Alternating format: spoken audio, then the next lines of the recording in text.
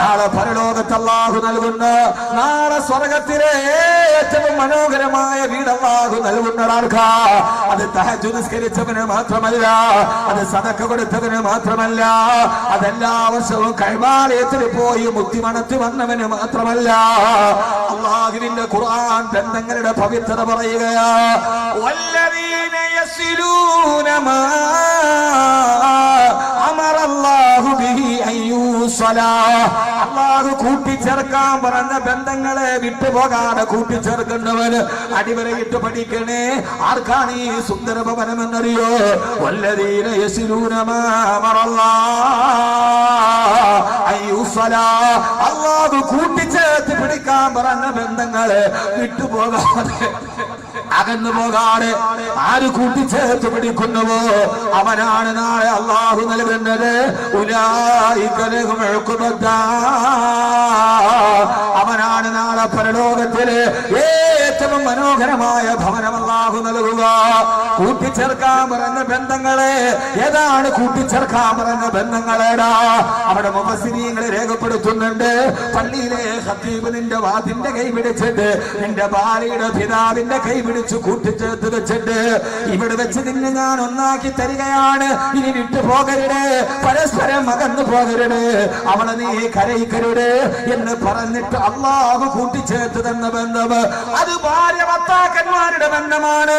ഭാര്യ ഭർത്തൃ ബന്ധമെന്ന ജീവിതത്തിന് ഏതോ ഒരു മേഖലയിൽ വെച്ച് കൂടിച്ചേരുന്ന ആ ബന്ധത്തെ പിന്നീട് വിട്ടുപോകാതെ അവസാനം വരെ കൂട്ടിച്ചേർത്ത് പിടിച്ചവർ അവരകന്നു പോയിട്ടില്ല, അവര് പിണങ്ങി മാറിയിട്ടില്ല, അവര് പരസ്പരം വൈരാഗ്യത്തോടെ മാറിക്കിടന്നിട്ടില്ല.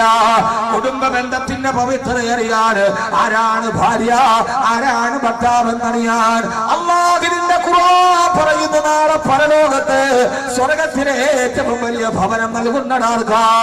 ജന്നാത്തു അദ്നിൻ യദ്ഖുലൂനഹാ വമൻ സ്വലഹ മിൻ ആബാഇഹിം വഅസ്വാദിഹിം വദുരിയാതിഹിം വൽമലായികതു യദ്ഖുലൂന അലൈഹിം മിൻ കുല്ലി ബാബ്.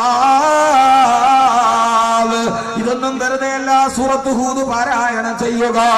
ജന്നാത്തു അദ്നിൻ യദ്ഖുലൂനഹാ, അവർക്ക് അല്ലാഹു നാളെ ഭവനം കൊടുക്കുന്നത്. ജന്നാത്തു അദ്നിൻ ഏദൻ തോട്ടത്തിലാണ്, ഏദൻ തോട്ടത്തിലാണ് അവരുടെ ഭവനമുള്ളത്. അവിടെ ആരൊക്കെയാ? വമൻ സലഹ മിൻ ആബായിഹിം, അവിടെ നമ്മുടെ മാതാപിതാക്കളുണ്ട്, വഅസ്വാദിഹിം ഭാര്യ ഭർത്താക്കന്മാരുണ്ട്, വദുരിയാതിഹിം അവരുടെ മക്കളുമുണ്ട്. അവരാ സ്വർഗത്തിന്റെ ഏദൻ തോട്ടത്തിലെ ഭവനത്തിലിരിക്കുമ്പോ വൽമലായികതു യദ്ഖുലൂന അലൈഹിം മിൻ കുല്ലി ബാബ്. ഓരോ വാതിലിലൂടെ മലക്കുകളെ കടന്നു വന്നിട്ട് പറയൂ, സ്വർഗത്തിന്റെ എത്ര വാതിലുകളാ, സ്വർഗത്തിന് എത്രയോ വാതിലുകളാണുള്ളത്, എണ്ണിയാലൊടുങ്ങാത്ത വാതിലുകൾ.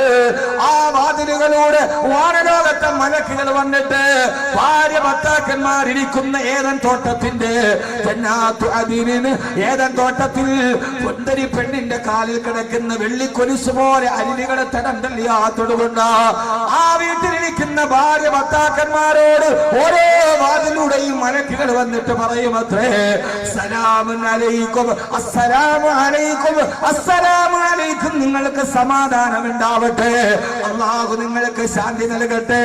സലാമുൻ അലൈക്കും ബിമാ സബർതും ഫനിഅമ ഉഖ്ബദ്ദാർ. എന്നെ കേൾക്കാനെത്തിയ പ്രിയപ്പെട്ട സഹോദരങ്ങളോട് സഹോദരിമാരോട് അല്ലാഹുവിന്റെ ഖുർആൻ പറയുകയാ, നാളെ സ്വർഗലോകത്തിരിക്കുന്ന ഭാര്യ ഭർത്താക്കന്മാരോട് മലക്കുകൾ വന്നിട്ട് സലാം പറഞ്ഞിട്ട് പറയുമത്രേ, സലാമുൻ അലൈക്കും, അല്ലാഹു നിങ്ങൾക്ക് സമാധാനം നൽകട്ടെ, ബിമാ സബർതും, നിങ്ങൾ ക്ഷമിച്ചതിന് പകരമായി. എന്നിട്ട് അല്ലാഹു പറയുകയാ, ഫനിഅമ ഉഖ്ബദ്ദാർ, ഈ സ്വർഗത്തിലെ ഏറ്റവും നല്ല വീട് നിങ്ങളുടെ വീട് തന്നെ. അല്ലാഹു ഇത് കേൾക്കാൻ തൗഫീഖ് നൽകട്ടെ. ആമീൻ പറ മനുഷ്യന്മാരെ, അല്ലാഹു ഇത് കേൾക്കാൻ തൗഫീഖ് നൽകട്ടെ. സ്വർഗത്തിന്റെ ഏറ്റവും നല്ല വീട്ടിൽ ഇരിക്കുക. അവിടെ ആരൊക്കെയുണ്ട്? വമൻ സലഹ മിൻ ആബായിഹിം. ഇതാണ് ഇസ്ലാമിന്റെ സങ്കല്പം. സങ്കല്പമല്ല, യാഥാർത്ഥ്യം. വിവാഹം ആസ്വദിക്കേണ്ടത് സ്വർഗത്തിന്, ഇവിടെ ആസ്വദിക്കലൊന്നും നടക്കില്ല. കാരണം ഇത് പച്ച ഭൂമിയാണ്. ഇവിടെ ജീവിതം പരീക്ഷണമാണ്. ഇതിന്റെ സുഖം ആസ്വദിക്കേണ്ടത് യഥാർത്ഥത്തിൽ ഇതെന്ന് പറയുന്നത് മനുഷ്യൻ ദുഃഖത്തിൽ നിന്നാണ് സിദ്ധിച്ചത്. ദുഃഖത്തിന്റെ ഭൂമിയാണ് ദുനിയാവ്. ഇവിടെ ആർക്കും വിവാഹ ജീവിത സന്തോഷത്തോടെ അനുഭവിക്കാൻ കഴിയില്ല. അങ്ങനെ ആർക്കെങ്കിലും കഴിഞ്ഞാൽ അവർ വലിയ ഭാഗ്യവുമാരാണ്. ഇവിടെ ഇണക്കവും പിണക്കവും ഒക്കെ ആയിട്ട് പോവും. പക്ഷേ യഥാർത്ഥത്തിൽ സ്വർഗത്തിന്റെ സ്വർണ്ണക്കട്ടിലിരിക്കുക.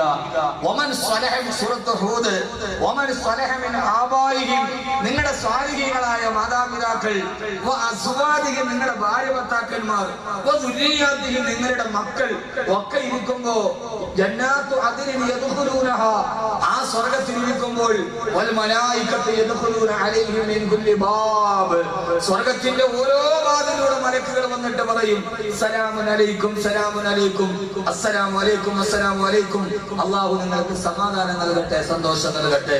എന്നിട്ട് പറയാണ് ഫനിഅമ ഉഖ്ബദ്ദാർ, നാളെ പരലോകത്തിന്റെ വീടാണ് ഏറ്റവും നല്ല വീട് എന്ന് അല്ലാഹുവിന്റെ ഖുർആൻ. അല്ലാഹു നമുക്ക് അങ്ങനെ കേൾക്കാൻ തൗഫീഖ് നൽകട്ടെ.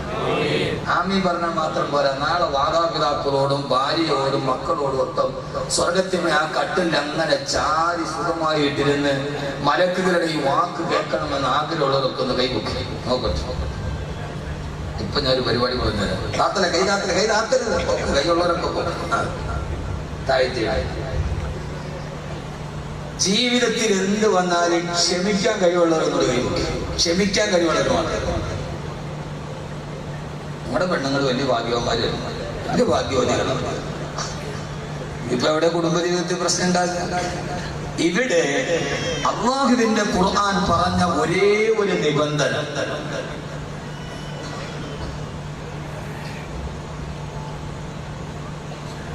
അല്ലാഹുവിന്റെ ഖുർആൻ പറഞ്ഞ വളരെ പ്രധാനപ്പെട്ട ഒരു നിബന്ധന, നാളെ നിങ്ങൾക്ക് ഇങ്ങനെ സ്വർഗത്തിൽ ഇരിക്കണമെങ്കിൽ മലക്കുകൾ പറയുന്ന ഒരു വാക്കുണ്ട്, സലാമുൻ അലൈക്കും ബിമാ സബർതും, നിങ്ങൾ ക്ഷമിച്ചതിന് പകരമായി അല്ലാഹു നിങ്ങൾക്ക് നൽകുന്ന ഭവനമാണ്. നാളെ ഇങ്ങനെ ഇരിക്കണമെങ്കിൽ ഏറ്റവും പ്രധാനപ്പെട്ട ഒരു കാര്യം ക്ഷമയാണ്. അത് ഭാര്യയ്ക്കുണ്ടാവണം, ഭർത്താവിനുണ്ടാവണം. ഇതില്ലെങ്കിൽ പിന്നെ ഈ വിഷയം കേട്ടിട്ട് തന്നെ കാര്യമില്ല. ഏത് സമയത്തും ക്ഷമയുണ്ടാവണം. ആദരവായ പ്രവാചകൻ നബി മുഹമ്മദ് മുസ്തഫ സല്ലല്ലാഹു അലൈഹി വസല്ലം പറയുകയാ, അല്ലാഹുവിന്റെ ഖുർആൻ ഓതിയിട്ട് നാളെ മലക്കുകൾ വന്ന് നാളെ ഭാര്യ ഭർത്താക്കന്മാരോട് പറയുന്നത് സലാമുൻ അലൈക്കും ബിമാ സബർതും ഫനിഅമ ഉഖ്ബദ്ദാർ. നിങ്ങളുടെ ജീവിതത്തിൽ വന്ന എല്ലാ പ്രശ്നങ്ങളെയും ക്ഷമയോടെ നിങ്ങളെ തരണം ചെയ്തതിന് അല്ലാഹു നിങ്ങൾക്ക് നൽകിയ പ്രതിഫലമാണിതെന്ന് അല്ലാഹുവിന്റെ മലക്കുകൾ നാളെ വന്നവരോട് പറയുമെന്ന് അല്ലാഹുവിന്റെ വിശുദ്ധ ഖുർആൻ. അതുകൊണ്ട് ആദ്യം വേണ്ടത് ക്ഷമയാണ്. ജീവിതം ക്ഷമ എന്ന 2 അക്ഷരത്തിന്റെ മുകളിലാണ് കുടുംബജീവിതം മുന്നോട്ട് പോവുക. എന്നാലേ നമുക്കങ്ങനെ ആവാൻ കഴിയുകയുള്ളൂ. ആദ്യമായി വിവാഹം കഴിഞ്ഞ ഭാര്യ ഭർത്താക്കന്മാരോട് അല്ലാഹു തന്നെ പറഞ്ഞത്, ആദ്യം വിവാഹം കഴിഞ്ഞ ഭാര്യ ഭർത്താക്കന്മാർ ആദം നബി ഹവ്വാ ബീവിമാ, അവരുടെ വിവാഹത്തിന് കാർമികത്വം വഹിച്ചത് മലക്കുകൾ പടച്ചിറപ്പുമാ. ആ വിവാഹം കഴിഞ്ഞ ഉടനെ, ആദ്യം വിവാഹം കഴിഞ്ഞ ഉടനെ അല്ലാഹു സുബ്ഹാനഹു വ തആല വിവാഹം കഴിഞ്ഞ നവദമ്പതികളോട് ആദം നബിയോടും ഹവ്വാ ബീവിയോടും അല്ലാഹു പറഞ്ഞ നിർദ്ദേശം ഏതെന്നറിയോ?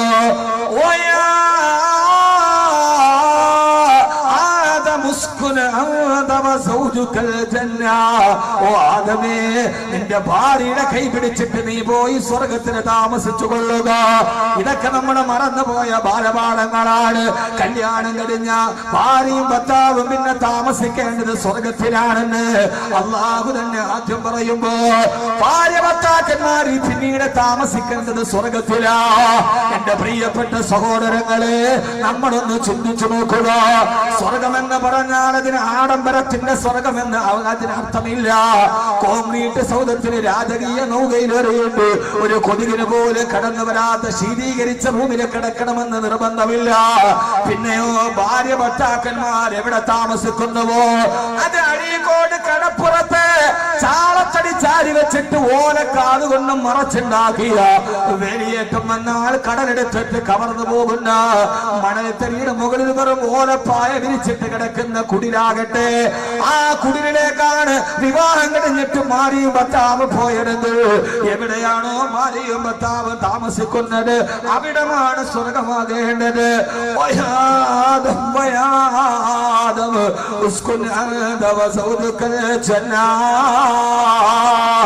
ആദമേ, നിന്റെ ഭാര്യയോടൊത്ത് സ്വർഗത്തിൽ താമസിക്കുക. എവിടെയാണോ ഭാര്യ ഭർത്താക്കന്മാര് താമസിക്കുന്നത് അവിടമാണ് സ്വർഗമായി മാറേണ്ടത്. അതിന് 2 നില മാളിക വേണ്ട മോനെ, അതിന് ഏറ്റവും വലിയ ശയനാനന്തരമായൊരു പൂന്തോട്ടം വേണ്ട മോളെ. ദുബൈയിലെ പാംജുമൈറ ബീച്ചിൽ കടലിന്റെ അടിത്തട്ടില് ഗ്ലാസ് കൊണ്ട് ബെഡ്റൂം ഉണ്ടാക്കി. ആ ബെഡ്റൂമിന്റെ ഉള്ളിൽ മറുഭാഗത്ത് തത്തിക്കളിക്കുന്ന ഡോൾഫിനുകളെ കണ്ടുകൊണ്ട് മധുവിധു ആഘോഷിച്ച ആളുകളാണ് ഹോളിവുഡിന്റെ നടി ആഞ്ചലീന ജോളി. പാംജുമൈറ ബീച്ചിൽ ഡോൾഫിനുകളെ കണ്ടിട്ട് മധുവിധു ആഘോഷിച്ച ബെഡ്റൂമിന്റെ ഉടമക്ക് 9 ദിവസത്തിനപ്പുറം അവരുടെ കല്യാണ ജീവിതം മുമ്പോട്ട് പോയില്ല. അവരെ താമസിച്ചത് ഭൂമിയിലെ സ്വർഗത്തിലാണ്, പക്ഷേ അവർക്ക് കൊണ്ടുപോകാൻ കഴിഞ്ഞിട്ടില്ല. ഇന്ത്യ രാജ്യത്തിന്റെ അറബിക്കടലിന്റെയും ബംഗാൾ ഉൾക്കടലിന്റെയും മറുഭാഗത്ത് കിടക്കുന്ന വിദേശ രാഷ്ട്രങ്ങളെ തന്നെ അനുഗ്രഹീതമായ നാവിന്റെ വൈദഗ്ധ്യം കൊണ്ട് ഇന്ത്യ രാജ്യത്തിലേക്ക് അടുപ്പിച്ച ആളാ ഇന്ത്യയുടെ മുൻ വിദേശകാര്യ സഹമന്ത്രി ശ്രീ ശശി തരൂർ. പക്ഷേ UN ഐക്യരാഷ്ട്രസഭയിൽ പ്രസംഗിച്ചിട്ട് കയ്യടി നേടിയ തന്റെ നാവിന്റെ നാക്കുവക്തി കൊണ്ട് അദ്ദേഹമാണ് വലിയ പ്രസംഗം നടത്തിയത്. ഈ കഴിഞ്ഞ വർഷം ബ്രിട്ടനിൽ ചെന്നിട്ട് അവരുടെ മുഖത്ത് നോക്കിയിട്ട് നിങ്ങളുടെ സ്വാതന്ത്ര്യം വലിച്ചെടുത്തവരാണ് നിങ്ങളെന്ന് നേരെ നോക്കി പറഞ്ഞ ഒരു നാവിന്റെ ഉടമയാണ് അദ്ദേഹം. അദ്ദേഹം അത്രയേറെ വലിയ പ്രസംഗം നടത്തിയിട്ട് ഇന്ത്യയുടെ അപ്പുറത്ത് കിടന്ന വിദേശ രാഷ്ട്രങ്ങള് ഇന്ത്യയിലേക്ക് അടുപ്പിക്കാൻ കിടന്ന മനുഷ്യനാ. പക്ഷേ തൊട്ടടുത്ത് കിടക്കുന്ന ഭാര്യയുടെ ഹൃദയത്തെ തന്നിലേക്ക് അടുപ്പിക്കാൻ കഴിയാതെ വന്നപ്പോ ആ മനുഷ്യന്റെ ഭാര്യ ആത്മഹത്യ ചെയ്യേണ്ടി വന്നുവെങ്കിൽ എന്റെ പ്രിയപ്പെട്ട ചെറുപ്പക്കാരാ, എന്റെ പ്രിയപ്പെട്ട പെങ്ങള്, ഭാര്യ ഭർത്താക്കന്മാര് ജീവിക്കുന്ന സ്വർഗമാക്കി മാറ്റണം. അതുകൊണ്ടല്ലോ. പക്ഷേ ഞാൻ നിങ്ങളോട് കഥ പറഞ്ഞു തരാം. 8 മുഴം നീളമുള്ള 10 മുഴം വീതിയുള്ള ആകാശത്ത് മഴ പെയ്താൽ അത് ഈത്തപ്പന മരത്തിന്റെ ഓലകൾക്കിടയിലൂടെ തടം തല്ലിയാ തുടങ്ങിയ ഗൃഹനാഥന്റെ ധാരിരോമങ്ങളിലൂടെ താടോട്ടൊടുകിയ താഴെ കിടക്കാൻ ഒരു വിരിപ്പ് പോലും ഇല്ലാതിരുന്ന ഈത്തപ്പന മരത്തിന്റെ ഓല വിരിച്ചിട്ട് അതിന്റെ മുകളിൽ കെട്ടിപ്പിടിച്ച് കിടന്നുറങ്ങിയ ഒരു പാവപ്പെട്ട ഭാര്യ ഭർത്താക്കന്മാർ ഒരു നേരത്തെ ഭക്ഷണം പോലെ കഴിക്കാനില്ലാതെ نرى الهلال ثم الهلال ثم الهلال شهرين متتابعين وفي أبيات رسول الله صلى الله عليه وسلم ونستوقد نارا. ഞങ്ങളുടെ വീട്ടിൽ 3 മാസത്തോളം അടുപ്പിന് തീ പുകയാത്ത ദിനരാത്രങ്ങൾ കടന്നു പോയിട്ടുണ്ട്. ഭാര്യയോട് ചോദിച്ചു, അന്നെങ്ങനെയാണ് നിങ്ങൾ വിശപ്പടക്കിയത്? ഈ അസ്വദൈനി 2 കറുത്ത സാധനങ്ങൾ കൊണ്ട്, ഒന്ന് കറുത്ത ഈത്തപ്പഴം, പിന്നെ ആ ഈത്തപ്പഴം ഇട്ടുവെച്ച വെള്ളം. ഈത്തപ്പഴം ഇട്ടുവെച്ച വെള്ളം കുടിച്ച് 3 മാസത്തോളം പട്ടിണി മാറ്റിയ ഭാര്യ ഭർത്താക്കന്മാർ. ഭർത്താവ് മരിക്കുമ്പോ ഭാര്യക്ക് 18 വയസ്സാണ് പ്രായം. ഭർത്താവ് മരിക്കുമ്പോ ഭാര്യക്ക് 18 വയസ്സാണ് പ്രായം. ഭർത്താവിനെ കബറടക്കിയിട്ട് കൂട്ടുകാര് വീട്ടിലേക്ക് വരുമ്പോ തന്റെ ഭർത്താവ് നഷ്ടപ്പെട്ട ദുഃഖത്തോട് പൊട്ടിക്കരയുന്ന ഭാര്യയോട് കൊണ്ട് 8 മുഴം നീളമുള്ള ചോദനിക്കുന്ന കൂരയിൽ ഇരുന്നിട്ട് പൊട്ടിക്കരയുന്ന ഭാര്യയോട് കൂട്ടുകാര് ചോദിച്ചു, പത്രേ, നിങ്ങളുടെ ഭർത്താവിനെ കുറിച്ചുള്ള നിങ്ങളുടെ അഭിപ്രായം എന്താ? ആ സമയത്താണ് പൊട്ടിക്കരച്ചിന്റെ ഇടയിൽ ജീവിതത്തിന്റെ വടിയാത്രയിൽ ഒറ്റക്കായി പോയ ഗദ്ഗതത്തിന്റെ ഇടയിൽ കൂട്ടുകാരോട് പറഞ്ഞത്, എന്റെ ഭർത്താവാരെന്നറിയോ? കാന ഖുലുഖുൽ ഖുർആൻ. എന്റെ ഭർത്താവ് ഖുർആൻ പറഞ്ഞ ഭർത്താവായിരുന്നു. ഖാമോശ് കർ രഹി തോ ഖുദാ കി കിതാബ് ഹൈ മഗർ ബോൽ രഹി തോ റിസാലത്ത് കാ മാബ് ഹൈ. എന്റെ ഭർത്താവ് ഖുർആൻ പറഞ്ഞ ഭർത്താവായിരുന്നെന്ന് പറഞ്ഞു. ആരാ പറഞ്ഞതെന്നറിയോ? ആ പറഞ്ഞ ആളാണ് ഹസ്രത്ത് ആയിഷ. ഹസ്രത്ത് ആയിഷ റളിയല്ലാഹു തആല അൻഹാ, സത്യദൂതരുടെ സഹധർമ്മിണി. ജീവിതം സ്വർഗമാക്കാൻ മണിമാളിക വേണ്ട, സ്വർണം കണ്ടാഭരണമായിട്ട് അടിയണ്ട, 3 നേരം ഭക്ഷണം കഴിക്കണ്ട, എന്നാൽ ജീവിതം സ്വർഗമാണെന്ന് പഠിപ്പിച്ചു കൊടുക്കാൻ ആധുനിക ലോകത്തിന്റെ വനിതയുടെ റോൾ മോഡലായി വന്ന ലോകത്തിന്റെ മുത്ത് ആയിഷത്തു സിദ്ദീഖ റളിയല്ലാഹു തആല അൻഹാ. ആയിഷ റളിയല്ലാഹു തആല അൻഹ പറഞ്ഞ മറുപടിയാണ്, ഭാര്യയും ഭർത്താവും കല്യാണം കഴിഞ്ഞാൽ താമസിക്കുന്നത് എവിടെയാണോ അവിടെ സ്വർഗമാണ്. അല്ല സ്വർഗത്തിൽ പോയി താമസിക്കാൻ പറ്റൂലല്ലോ. നിന്റെ ഭാര്യയുമായി പോയി സ്വർഗത്തിൽ താമസിച്ചോന്ന. അപ്പൊ ഭാര്യ ഭർത്താവ് താമസിക്കുന്നവണോ സ്വർഗമാക്കാൻ കഴിയണം. അള്ളാഹു നമ്മളങ്ങനെ ആക്കി തരട്ടെ. ആർക്കും ഒരു പ്രതീക്ഷയില്ല, ആമീൻ പോലും പറയണില്ല. ഇനിയിപ്പോ ഈ നരകം ഇത്രയും നാള് നരകമായത് ഇനിയിപ്പോ സ്വർഗമാകാൻ എന്റെ വഴിയൊക്കെ ഞാൻ പറഞ്ഞാൽ അള്ളാഹു എന്റെ നിങ്ങളെ എങ്ങനെ ആക്കി തരട്ടെ. ആമീൻ പറ മനുഷ്യന്മാരെ, ആമീൻ കൊണ്ടെങ്കിൽ അവളുടെ മനസ്സ് മാറിയാലോ. അള്ളാഹു നമ്മളെ അങ്ങനെ ആക്കി തരട്ടെ. അതുകൊണ്ട് സ്വർഗമാകണം. ആരാ? ശശി തരൂർ, എന്റെ അടുത്ത സുഹൃത്ത, നമ്മുടെ MP ആണ്, തിരുവനന്തപുരത്ത് MP ആണ്, റിയാസ്മോളുടെ ഒക്കെ MP അല്ലേ, നമ്മുടെ MP അല്ലേ.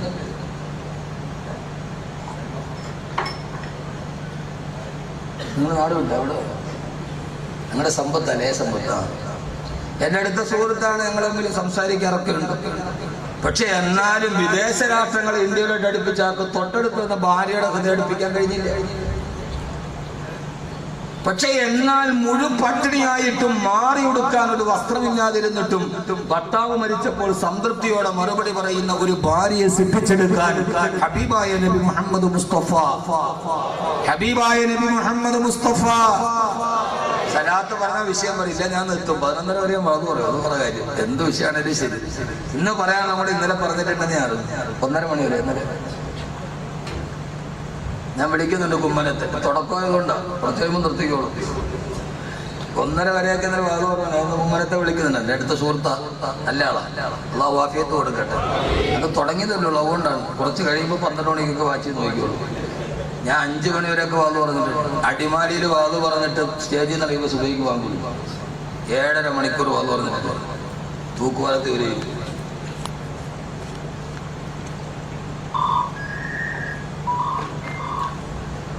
അള്ളാഹു നമ്മളെ സ്വീകരിക്കുമാറാകട്ടെ. ആദരവായ പ്രവാചകൻ നബി മുഹമ്മദ് മുസ്തഫ സല്ലല്ലാഹു അലൈഹി വസല്ലമ ജീവിതം എന്ന് പറഞ്ഞാൽ അതിനെന്ത് ചെയ്യണം? 2 പേരും വിചാരിച്ചാലേ ജീവിതം അങ്ങനെയാവും. ഭാര്യയും വിചാരിക്കണം, ഭർത്താവും വിചാരിക്കണം. അതുകൊണ്ടാണ് അല്ലാഹു സുബ്ഹാനഹു വ തആല ഭാര്യ ഭർത്താക്കന്മാർക്ക് സ്വർഗത്തിൽ കിട്ടുന്ന പ്രതിഫലത്തെ കുറിച്ച് പറഞ്ഞപ്പോ ബിമാ സബർതും, നിങ്ങൾ ഈ ജീവിതത്തിൽ ക്ഷമിച്ചതിന് പകരമായി ക്ഷമിക്കാൻ കഴിയണം. അതിന്റെ ആദ്യത്തെ പാഠം ഞാനൊന്ന് ചോദിക്കട്ടെ. ആദരവായ റസൂലുള്ളാഹി സ്വല്ലല്ലാഹു അലൈഹി വസല്ലം, ആദരവായ റസൂലുള്ളാഹി, നമ്മുടെ നബീനൊക്കെ കഴിഞ്ഞു. കഴിഞ്ഞ അടുത്ത റബീല ഒരു 12 നമുക്ക് സലാത്ത് ഇടണമെന്ന് തോന്നുന്നു. ആദരവായ പ്രവാചകൻ നബി മുഹമ്മദ് മുസ്തഫ സല്ലല്ലാഹു അലൈഹി വസല്ലമ. ഇവിടെ ജീവിതം ഒരു ഡിഫറൻസിയേഷന്റെ തത്വശാസ്ത്രമാണ്. ഇവിടെ ഒരു മാനസിക വശമുണ്ട്. ഇപ്പൊ നിങ്ങളൊന്ന് ആലോചിച്ച് നോക്ക്, നമ്മൾ നല്ല ടെൻഷനിൽ പോവാ, നല്ല ടെൻഷനാണ് നമ്മൾ. കല്യാണമൊക്കെ കഴിഞ്ഞ് 2 മക്കളെയൊക്കെ പ്രസവിച്ച് കഴിയുമ്പോ സ്വാഭാവികമായിട്ട് ആദ്യകാലത്തൊക്കെ കല്യാണം കഴിഞ്ഞാൽ നല്ല സ്നേഹമാണ്, ഭയങ്കര സ്നേഹമാണ്. ആദ്യത്തെ ദിവസമൊക്കെ കണ്ടാൽ നമുക്ക് ബസ്സിൽ കയറുമ്പോൾ അറിയാം. ചില പ്രൈവറ്റ് ബസ്സിലൊക്കെ കയറിയാൽ, ട്രാൻസ്പോർട്ട് ബസ്സിൽ കയറിയാൽ ഭാര്യയും ഭർത്താവും കൂടെ കയറി ഒരു സീറ്റുമേ 2 പേരും ഇരിക്കും. പിന്നെ അവര് കൈയിന്റെ ഇടയിൽ കൂടെ കൈയൊക്കെ ഇട്ടിട്ട് 2 പേരും കൂടെ ഇങ്ങനെ മുഖമൊക്കെ ചേർത്ത് വെച്ചിട്ട് വർത്താനം പറയണ കേട്ടോ, ഇവർ 2 പേരും മാത്രമേ ബസ്സിലുള്ളൂ എന്ന് തോന്നുന്നു. അത്രയ്ക്ക് കൊഞ്ചലും കോടയലും. അവരൊരു പ്രൈവറ്റ് ബസ്സിലാണോ ട്രാൻസ്പോർട്ട് ബസ്സിലാണോ അവർ തോന്നുന്നു. അപ്പോഴേ മനസ്സിലായിക്കോണം കല്യാണം കഴിഞ്ഞിട്ട് 3 മാസമായിട്ടുള്ളൂ. ഒരു വർഷം 6 മാസം കഴിഞ്ഞാൽ അപ്പൊ അറിയാം. ബസ്സിൽ കയറുമ്പോ ഭർത്താവ് പറയും, നീ മുമ്പിൽ ഇരുന്നോ, ഞാൻ ബാക്കി ഇരുന്നോളാം. അപ്പൊ മനസ്സിലായിക്കോണം 6 മാസമായി. പിന്നെ കുറെ കഴിയുമ്പോ ഭാര്യ ചോദിക്കുക കല്യാണത്തിന് വേണ്ടേ, ഭർത്താവ് പറയും, നീ 9 മണിയുടെ ബസ്സിൽ പൊക്കോ, ഞാൻ 10 മണിക്ക് പുറകെ വന്നേക്കാം. അപ്പൊ മനസ്സിലായിക്കോണം 1 വർഷമായി. ആദ്യകാലത്തൊക്കെ ഭയങ്കര അടുപ്പം. കുറെ കഴിഞ്ഞാൽ സാധാരണ പെണ്ണുങ്ങൾക്ക് പറയാനുള്ള പ്രധാനപ്പെട്ട പരാതി, ആദ്യം ഒന്നും ഇങ്ങനെ ആയിരുന്നില്ല, 2 പ്രസവമൊക്കെ കഴിഞ്ഞു, എന്റെ സൗന്ദര്യമൊക്കെ പോയി, ഇതിപ്പോ നെയ്യെടുത്ത പെരുമ്പാമ്പിന് മാതിരിയായി, ഇപ്പൊ അവക്ക് അദ്ദേഹത്തിനോട് എന്നോട് ഒരു സ്നേഹവും ഇല്ല. ഈ പെരുമ്പാമ്പിനെ നെയ്യെടുത്താൽ കണ്ടൂടെ, പിന്നെ വലിപ്പൊന്നും ഉണ്ടാവില്ല, പിന്നെ അതിങ്ങനെ ഒട്ടിപ്പിടിച്ച് ഒരുമാതിരി തൂങ്ങിക്കിടക്കും, ബ്രോയിലർ കോഴിയുമായി. അപ്പൊ ഇടയ്ക്കിടയ്ക്ക് ഭാര്യ ചോദിക്കും, ആദ്യം പ്രശ്നം കുടുംബജീവിതത്തിന്റെ പ്രശ്നം ഉണ്ടാണ് അവിടെ. അപ്പൊ ഇടയ്ക്ക് നമ്മൾ നല്ല തിരക്കി വരുമ്പോ, എന്നാ ഈ പെണ്ണ് മനസ്സിലാക്കേണ്ട, ഭർത്താവിൽ തിരക്കണ്ട, നമ്മൾ ആ സമയത്ത് പോവരുത്. നല്ല തിരക്കിലോ ടെൻഷനിലോ മൊബൈലിൽ ഫോൺ വന്നിട്ടുണ്ടാവും, കാശ് കൊടുക്കാതെ വിളിച്ചായിരിക്കും, ആ ടെൻഷനിലേക്ക് പെണ്ണ് വയ്യ വന്നിട്ട്, നിങ്ങൾക്കിപ്പോ എന്നോട് എത്ര സ്നേഹമുണ്ട്, ഇതൊക്കെ എന്നോട് ഇപ്പൊ പഴയ സ്നേഹമൊന്നുമില്ല, ഇപ്പൊ എത്ര സ്നേഹം നിങ്ങൾക്ക് എന്നോട്. ആ പാണ്ടാരുടെ തന്നെ സ്നേഹം വളർത്താനുള്ള മനുഷ്യൻ കായ് കൊടുക്കാനില്ലാതെ കിടന്ന് നേറുക. ആ സമയത്ത് നീ സ്നേഹം വളർത്താൻ പറഞ്ഞു. നമ്മൾ ആ സമയത്ത് എന്ത് ചെയ്യും? ആ സമയത്ത് നമ്മൾ ഈർഷ്യ, ഇതാണ് ഭീമാ സബർത്തും. ക്ഷമയുള്ളവർ എഴുന്നേറ്റിക്കാൻ പറഞ്ഞില്ല, കൈവെക്കാൻ പറഞ്ഞ ഇതാണ്. ഞാൻ കൂടുതലായിട്ട് വിശദീകരിച്ച് പറയണില്ല. ഈ സമയത്ത് അപ്പൊ തന്നെ ആ പെണ്ണിന്റെ ഹൃദയത്തിൽ ഒരു മുറിവുണ്ടാവും. പഴയതുപോലെയല്ല, കാര്യം കൈവിട്ടുപോയി, ഇയാൾക്ക് വേറെ ഏതോ ചായക്കടയിൽ പറ്റുന്ന നമുക്ക് അപ്പഴേ നോക്കണം. ആദരവായ പ്രവാചകൻ നബി മുഹമ്മദ് മുസ്തഫ സല്ലല്ലാഹു അലൈഹി വസല്ലം ഒരു ദിവസം വരവേ ആയിഷ റളിയല്ലാഹു തആല ചോദിച്ചു, യാ റസൂലല്ലാഹ്, ഹബീബായ മുത്തിന്റെയും ആയിഷ ബീവിയുടെയും ജീവിതത്തിന്റെ പ്രധാനപ്പെട്ട, നമ്മുടെ ജീവിതത്തിൽ പ്രയോജനം ചെയ്യുന്ന ചില കാര്യങ്ങൾ മാത്രം എടുത്തു തിരിക്കുകയാണ് സമയത്തിന്റെ പരിമിതി കൊണ്ട്. ആയിഷ റളിയല്ലാഹു തആല ചോദിച്ചു, യാ റസൂലല്ലാഹ്, അങ്ങയുടെ ഭാര്യമാര് അങ്ങേക്ക് ഏറ്റവും സ്നേഹമാരോടാണ് നബിയെ? തന്റെ ജീവിതത്തിന്റെ പ്രയാസത്തിന്റെ നൈരന്തര്യമായ ജീവിത പ്രയത്നങ്ങളുടെ ഇടയിലൂടെ നടക്കവേ കിളിക്കൊഞ്ചലോട് ഭാര്യ ചോദിക്കുകയാണ്, യാ റസൂലല്ലാഹ്, അങ്ങയുടെ ഭാര്യമാരിൽ അങ്ങേക്ക് ഏറ്റവും സ്നേഹമാരോടാണ് നബിയെ? ഉടനെ തന്നെ ലോകത്തിന്റെ നേതാവിന്റെ മറുപടി വന്നു, ആയിഷ, ലക്കി നിന്നോടാണ് മോളെ, എനിക്ക് ഏറ്റവും ഇഷ്ടം നിന്നോടാണ് ആയിഷ, നിന്നോടെന്നാണ്, പിന്നെ ആരോടാണ് എനിക്ക് സ്നേഹമുള്ളത്? തീരു സമാധാനം വന്നില്ല. ഉടനെ ആയിഷ ബീവി റളിയല്ലാഹു അൻഹ ചോദിച്ചു, ഇതാണ് പെണ്ണിന്റെ സ്വഭാവം. പെണ്ണിന്റെ സ്വഭാവം തിരിച്ചറിഞ്ഞവനാണ് യഥാർത്ഥ പുരുഷന്. അവൻ അഭ്യസ്ത വിദ്യയിൽ എതിരാളിയെ മലത്തിയടിച്ചവനല്ല, തന്റെ കൂടെ കിടക്കുന്ന ഭാര്യയുടെ സ്വഭാവത്തെ തിരിച്ചറിയാൻ കഴിഞ്ഞവനാണ്. ഏറ്റവും വലിയ പോരാളി എന്ന് വിശ്വസിക്കുന്നവനാണ് ഞാൻ. ഉടനെ ചോദ്യം വന്നു, യാ റസൂലല്ലാഹ്, അങ്ങക്ക് ധാരാളം ശിഷ്യന്മാരുണ്ടല്ലോ നബിയേ, പുരുഷന്മാരിൽ അങ്ങക്ക് ഏറ്റവും ഇഷ്ടമാരോടാണ്? യാ റസൂലല്ലാഹ്, ഹബീബായ റസൂലുള്ളാഹി ഉടനെ മറുപടി പറഞ്ഞു, ആയിഷ, അബൂക്കി നിന്റെ വാപ്പയോട്, അബൂക്കി നിന്റെ വാപ്പയോട്, നിന്റെ വാപ്പയായ അബൂബക്കർ റളിയല്ലാഹു അൻഹുവിനോടാണ് എനിക്ക് ഏറ്റവും ഇഷ്ടം ആയിഷ റളിയല്ലാഹു അൻഹാ. ഇത് പറഞ്ഞപ്പോ ചെറുഭിത്തിരിയോട് തന്റെ ഹബീബിൽ നിന്ന് തന്റെ ഭർത്താവിന്റെ ചാരത്തേക്ക് ചേർന്ന് നിന്നു ആയിഷ റളിയല്ലാഹു തആല അൻഹാ. ഹബീബായ നബി തങ്ങൾ മറുപടി പറഞ്ഞു, ആയിഷ നിന്നോട്. അപ്പൊ ചോദിച്ചു, പുരുഷന്മാരിൽ ആരോട്? എന്റെ അപ്പായോട്, എന്റെ അമ്മൂസങ്ങാക്കായോട്. ഇവിടെ നിന്ന് വന്ന ഭാര്യയുടെ വാപ്പാക്കെന്ന് വന്ന അമ്മായി അച്ഛൻ. അയ്യേ, രണ്ട് കെട്ടൊരു പോലും വിളിയാണ്. അമ്മായി അല്ല, അച്ഛനും അല്ല, രണ്ടും അല്ല. എന്തേലും ആട്ടെ, മാന്യമായത് വിളിക്കും. ആ അമ്മായിയപ്പന്ന് പറയും.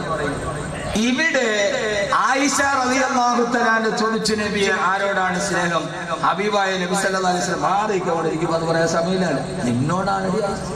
ഇടയ്ക്കിടയ്ക്ക് ഭാര്യ ചോദിച്ചു, മോനെ ജീവിതം ഒന്നുമില്ല. ഇപ്പൊ നിങ്ങൾ ഇതിനകത്ത് പഞ്ചായത്ത് പ്രസിഡന്റ് ഉണ്ടാവും, പഞ്ചായത്ത് മെമ്പർ ഉണ്ടാവും, പള്ളിക്കര ഖത്തീബ് ഉണ്ടാവും, ബാക്കബി ഉണ്ടാവും. ഇപ്പൊ അതൊക്കെ വിടണം. ഇപ്പൊ നമ്മുടെ ഭർത്താവാണ്. ഈ ഭാഗത്ത് വെക്കുമ്പോ ഞാൻ പഞ്ചായത്ത് പ്രസിഡന്റ് ആണ്, ഞാൻ ബാക്കബിയാന്ന് പറഞ്ഞാൽ അവിടെ നടക്കും, ഇവിടെ നടക്കൂല. വളരെ പറയാ എന്റെ ദുആയ്ക്ക് ഇജാബത്തുണ്ടെന്ന്. വീട്ടിൽ പറഞ്ഞ നിങ്ങളുടെ ദുആയ്ക്കല്ല ഇജാബത്ത് വേണ്ടത്, ഞാൻ വിളിക്കുമ്പോൾ നിങ്ങൾ എനിക്ക് ഇജാബത്ത് തരണമെന്ന് പറയും.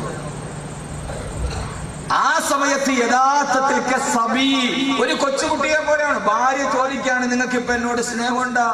ഒണ്ടുമുത്തേ, നിന്നോടല്ലാതെ പിന്നെ ആരോടായിരിക്കും ഇപ്പൊ സ്നേഹമുള്ളത്? നീ എന്താ ഇങ്ങനെ ചോദിക്കണോ? പറഞ്ഞ എന്താ മടക്ക്? എന്താ നിങ്ങൾക്ക് മുടക്കെന്താ ഉള്ളത്? ഖൗലുൻ മഅറൂഫുൻ ഖൈറുൻ മിൻ സദഖത്തിൻ യത്ബഉഹാ അദാ. ആ സമയത്ത് ഭാര്യയുടെ ഹൃദയത്തിന് നിന്റെ വാക്കൊരു സമാധാനം കൊടുക്കുമെങ്കിൽ എന്തിനാ നീ പറയുന്നത്? ഞാൻ ഈ ഓട്ടത്തിന്റെ ഇടയിലൊക്കെ ഒന്ന് പതിവ് പോലെ പറയാൻ മറന്നുപോയി എന്നല്ലേ ഉള്ളൂ. അതുകൊണ്ട് നീ ഇവനോട് തന്നെ എന്നൊന്ന് പറയുന്നതിന് എന്താ മുടക്ക്? ഇത് നമ്മുടെ താൻ പോലും നമ്മളെ ഇതിനെ സമ്മതിക്കൂല. എങ്ങാനും നമ്മൾ അവളുടെ മുമ്പിൽ ചെറുതായി പോയാലോ? ഇല്ല, അവള് നന്നായിട്ട് നമ്മളോട് ഇണങ്ങും. ഉടനെ ചോദ്യം വന്ന്, നബിയെ ആരോടാണ് നബിയെ പുരുഷന്മാർക്ക് ഇഷ്ടം? അബൂക്കി നിന്റെ വാപ്പാനോട്, എന്റെ അമ്മോസങ്ങാക്കാനോട്. അപ്പൊ പിന്നെ പെരുത്തിട്ടുമായി അവളുടെ വാപ്പായെ കുറിച്ച് പറയുമ്പോ ഇടയ്ക്ക് എന്റെ പ്രിയപ്പെട്ട ഭാര്യയുടെ പിതാവ്, ആ പിതാവിനോട് നമുക്ക് കടപ്പാടില്ലേ? ആരാ ഭാര്യയുടെ പിതാവാരാ? ഇവിടെ വിവാഹം കഴിച്ച ഓരോരുത്തരോട് ഞാൻ ഈ വാക്കോർമ്മിപ്പിക്കുകയാ. ആരാ ഭാര്യയുടെ പിതാവാരാ? നിങ്ങളൊക്കെ ജീവിതത്തിന്റെ പുറകിലോട്ട് നടക്കുക. നമ്മൾ വിവാഹം കഴിക്കുന്ന നേരം പള്ളിയിലെ ഇമാമിനെ സാക്ഷി നിർത്തിയിട്ട് നിക്കാഹ് നടത്തുന്ന കരുണയായ ഇമാമ് തന്റെ ഭാര്യയുടെ പിതാവിന്റെ കൈ പിടിച്ചു നമ്മുടെ കയ്യിലേക്ക് ഇങ്ങനെ ചേർത്ത് പിടിച്ചിട്ടാണ് പറഞ്ഞു തരിക,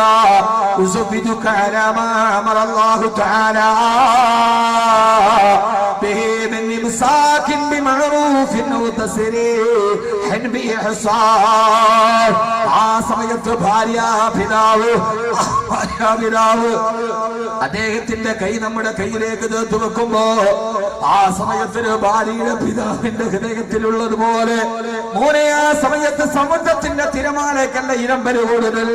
ഇന്നിവിടെ 13 പെൺകുട്ടികളുടെ പിതാവ് തന്റെ ആ സമയത്ത് ഇവിടെ വെച്ച് നിക്കാഹ് നടത്തുമ്പോ ഇവിടുത്തെ കടലിന്റെ തിരമാലയ്ക്കല്ല ഇരമ്പല് കൂടുതൽ. ആ പാവപ്പെട്ട പിതാവിന്റെ ഹൃദയത്തിനാ ഇതേവരെ 10-18 വർഷം ഞാൻ കാത്തു സൂക്ഷിച്ച എന്റെ കൺമണിയെ വേറെടുത്തെന്റെ കയ്യിലോട്ട് വെച്ചു കൊടുക്കുകയാ. അവൾക്കിനി സുഖജീവിതമാണോ അതല്ല അവൾക്കിനി ദുഃഖമാണോ? അവളുടെ കടുത്തലത്തിലൂടെ കണ്ണുനീരൊലിക്കുമോ? ആ പാവപ്പെട്ട പിതാവിന്റെ ഹൃദയമല്ലാതെ കടലിനേക്കാൾ ഇരമ്പുമ്പോ അവനെടുത്തു വെച്ച് കയ്യിലേക്ക് വെക്കുകയാ. 10-18 വർഷം കൈവെള്ളയിൽ കൈവല്യം പോലെ കാത്തു സൂക്ഷിച്ചെന്റെ കൺമണിയെ നിന്റെ കയ്യിലേക്ക് അവളുടെ ജീവിതം വെച്ചു തരികയാ. അവളെ ഇനി സങ്കടപ്പെടുത്തരുതേ, അവളെ ഇനി ദുഃഖിപ്പിക്കരുതേ. ഇത്രയും നാളെ ഞാൻ അവളെ പൊന്നുപോലെ അവൾക്ക് ഭക്ഷണം കൊടുത്ത് ആഹാരം കൊടുത്തു, പുത്തനുടുപ്പുകൾ കൊടുത്ത് ഞാൻ വളർത്തിക്കൊണ്ടുവന്ന കൺമണിയാ. അതുകൊണ്ടാണ് നിക്കാഹ് നടത്തുമ്പോ ആദ്യമായിട്ട് പറഞ്ഞു തരിക, ഓരോ ഭർത്താക്കന്മാരും ഈ വാക്കിന് അർത്ഥമറിഞ്ഞാൽ പിന്നെ ജീവിതത്തിന് പ്രശ്നമുണ്ടാവില്ല. എന്താ പറയുക? അല്ലാഹു സുബ്ഹാനഹു വ തആല കൽപ്പിച്ചതുപോലെ ഈ വിവാഹം ഞാൻ എന്റെ മകളെ നിനക്ക് വിവാഹം ചെയ്തു തരികയാ. എന്നിട്ട് പറയും, ആ വിവാഹം ചെയ്ത് എന്റെ പൊന്നുമോള് നിന്റെ ജീവിതത്തിലേക്ക് വരുമ്പോ ഇത്രയും നാളുകളെ താമസിച്ച സാഹചര്യമല്ല ഇനിയുള്ള സാഹചര്യം. അവരുടെ ജീവിതത്തിൽ എന്തെങ്കിലും ചെറിയ ചെറിയ ദുസ്വഭാവങ്ങൾ ഉണ്ടാവാം. വിവാഹ ജീവിതത്തിൽ നിനക്ക് ഇഷ്ടപ്പെടാത്ത കൊച്ചു കൊച്ചു കുസൃതികൾ അവർക്ക് ഉണ്ടാവാം. അങ്ങനെ എന്തെങ്കിലും നിന്റെ ഹൃദയത്തിന് വേദനയുള്ളതിന്റെ മോളിൽ നിന്ന് വന്നാൽ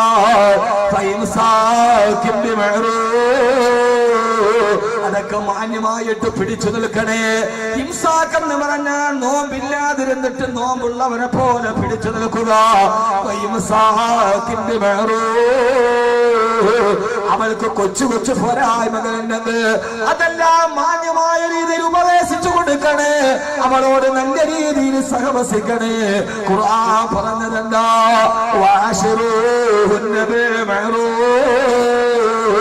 നിന്റെ ഭാര്യമാരോട് നല്ല രീതിയിൽ പെരുമാറണേ, നല്ല വർത്തമാനം പറയണേ. നല്ല തമാശ പറയേണ്ടത് നിന്റെ ഭാര്യയോടാണ്, കളി തമാശ പറയേണ്ടത് നിന്റെ ഭാര്യയോടാണ്.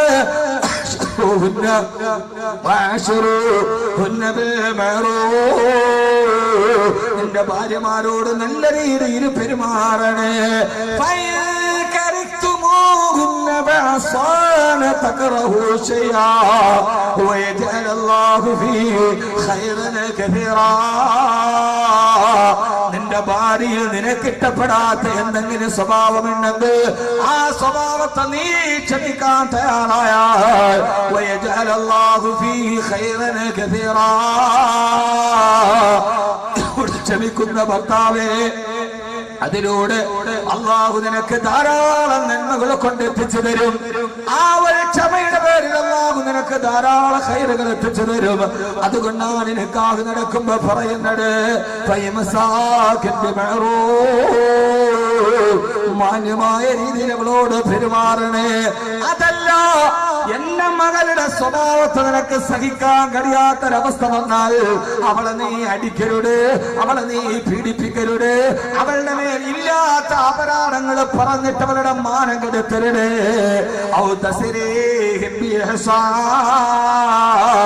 മാന്യമായ രീതിയിൽ നീ അവളെ ഇങ്ങ് തിരിച്ചേൽപ്പിച്ചേക്കണേ.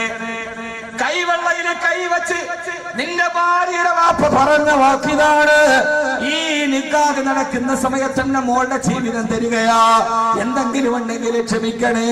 അതല്ല നിനക്ക് ക്ഷമിക്കാൻ കഴിയാതെ വന്നാൽ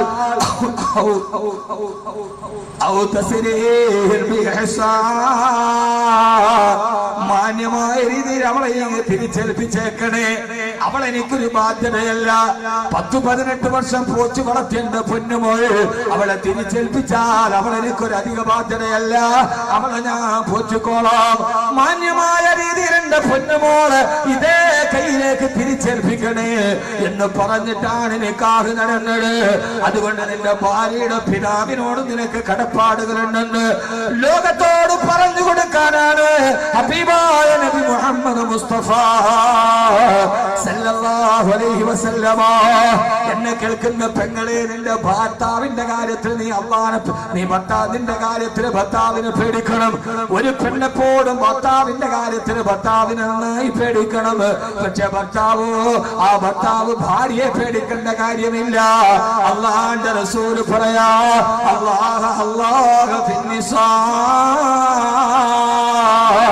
നിങ്ങളുടെ ഭാര്യമാരുടെ കാര്യത്തിൽ നിങ്ങൾ അല്ലാഹുവിനെ ഭയന്നുകൊള്ളണേ. ഭാര്യ ഭർത്താവിനെ പേടിക്കണം, ഭർത്താവോ ഭാര്യയല്ല അല്ലാഹുവിനെ പേടിക്കണം.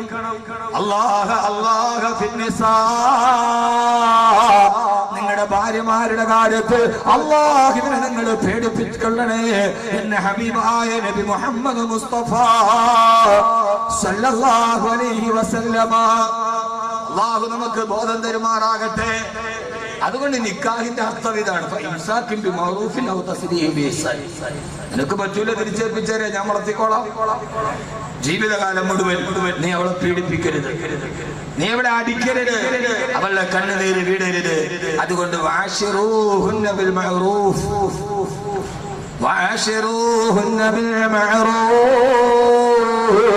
നിന്റെ ഭാര്യമാരോട് നല്ല രീതിയിൽ നിങ്ങൾ പെരുമാറണേ.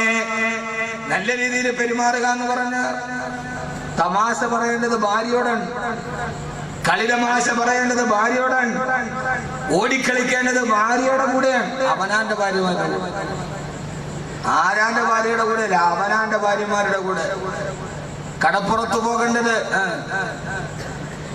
ജീവിതം എന്ന് പറഞ്ഞാൽ കുടുംബ ജീവിതത്തിൽ ലോകത്തിലെ ഏറ്റവും ഗൗരവക്കാരനായ പ്രവാചകൻ സല്ലല്ലാഹു അലൈഹി വസല്ലമ കുടുംബ ജീവിതത്തിന്റെ കാര്യത്തിലെത്തിയപ്പോൾ കൊച്ചുകുട്ടിയായി. ഭാര്യമാരോട് കളിതമാശയുണ്ട്. ചില ഭാര്യമാരൊക്കെ എപ്പോഴും പരാതി നിർത്താതെ ദുആ ചെയ്യണേ.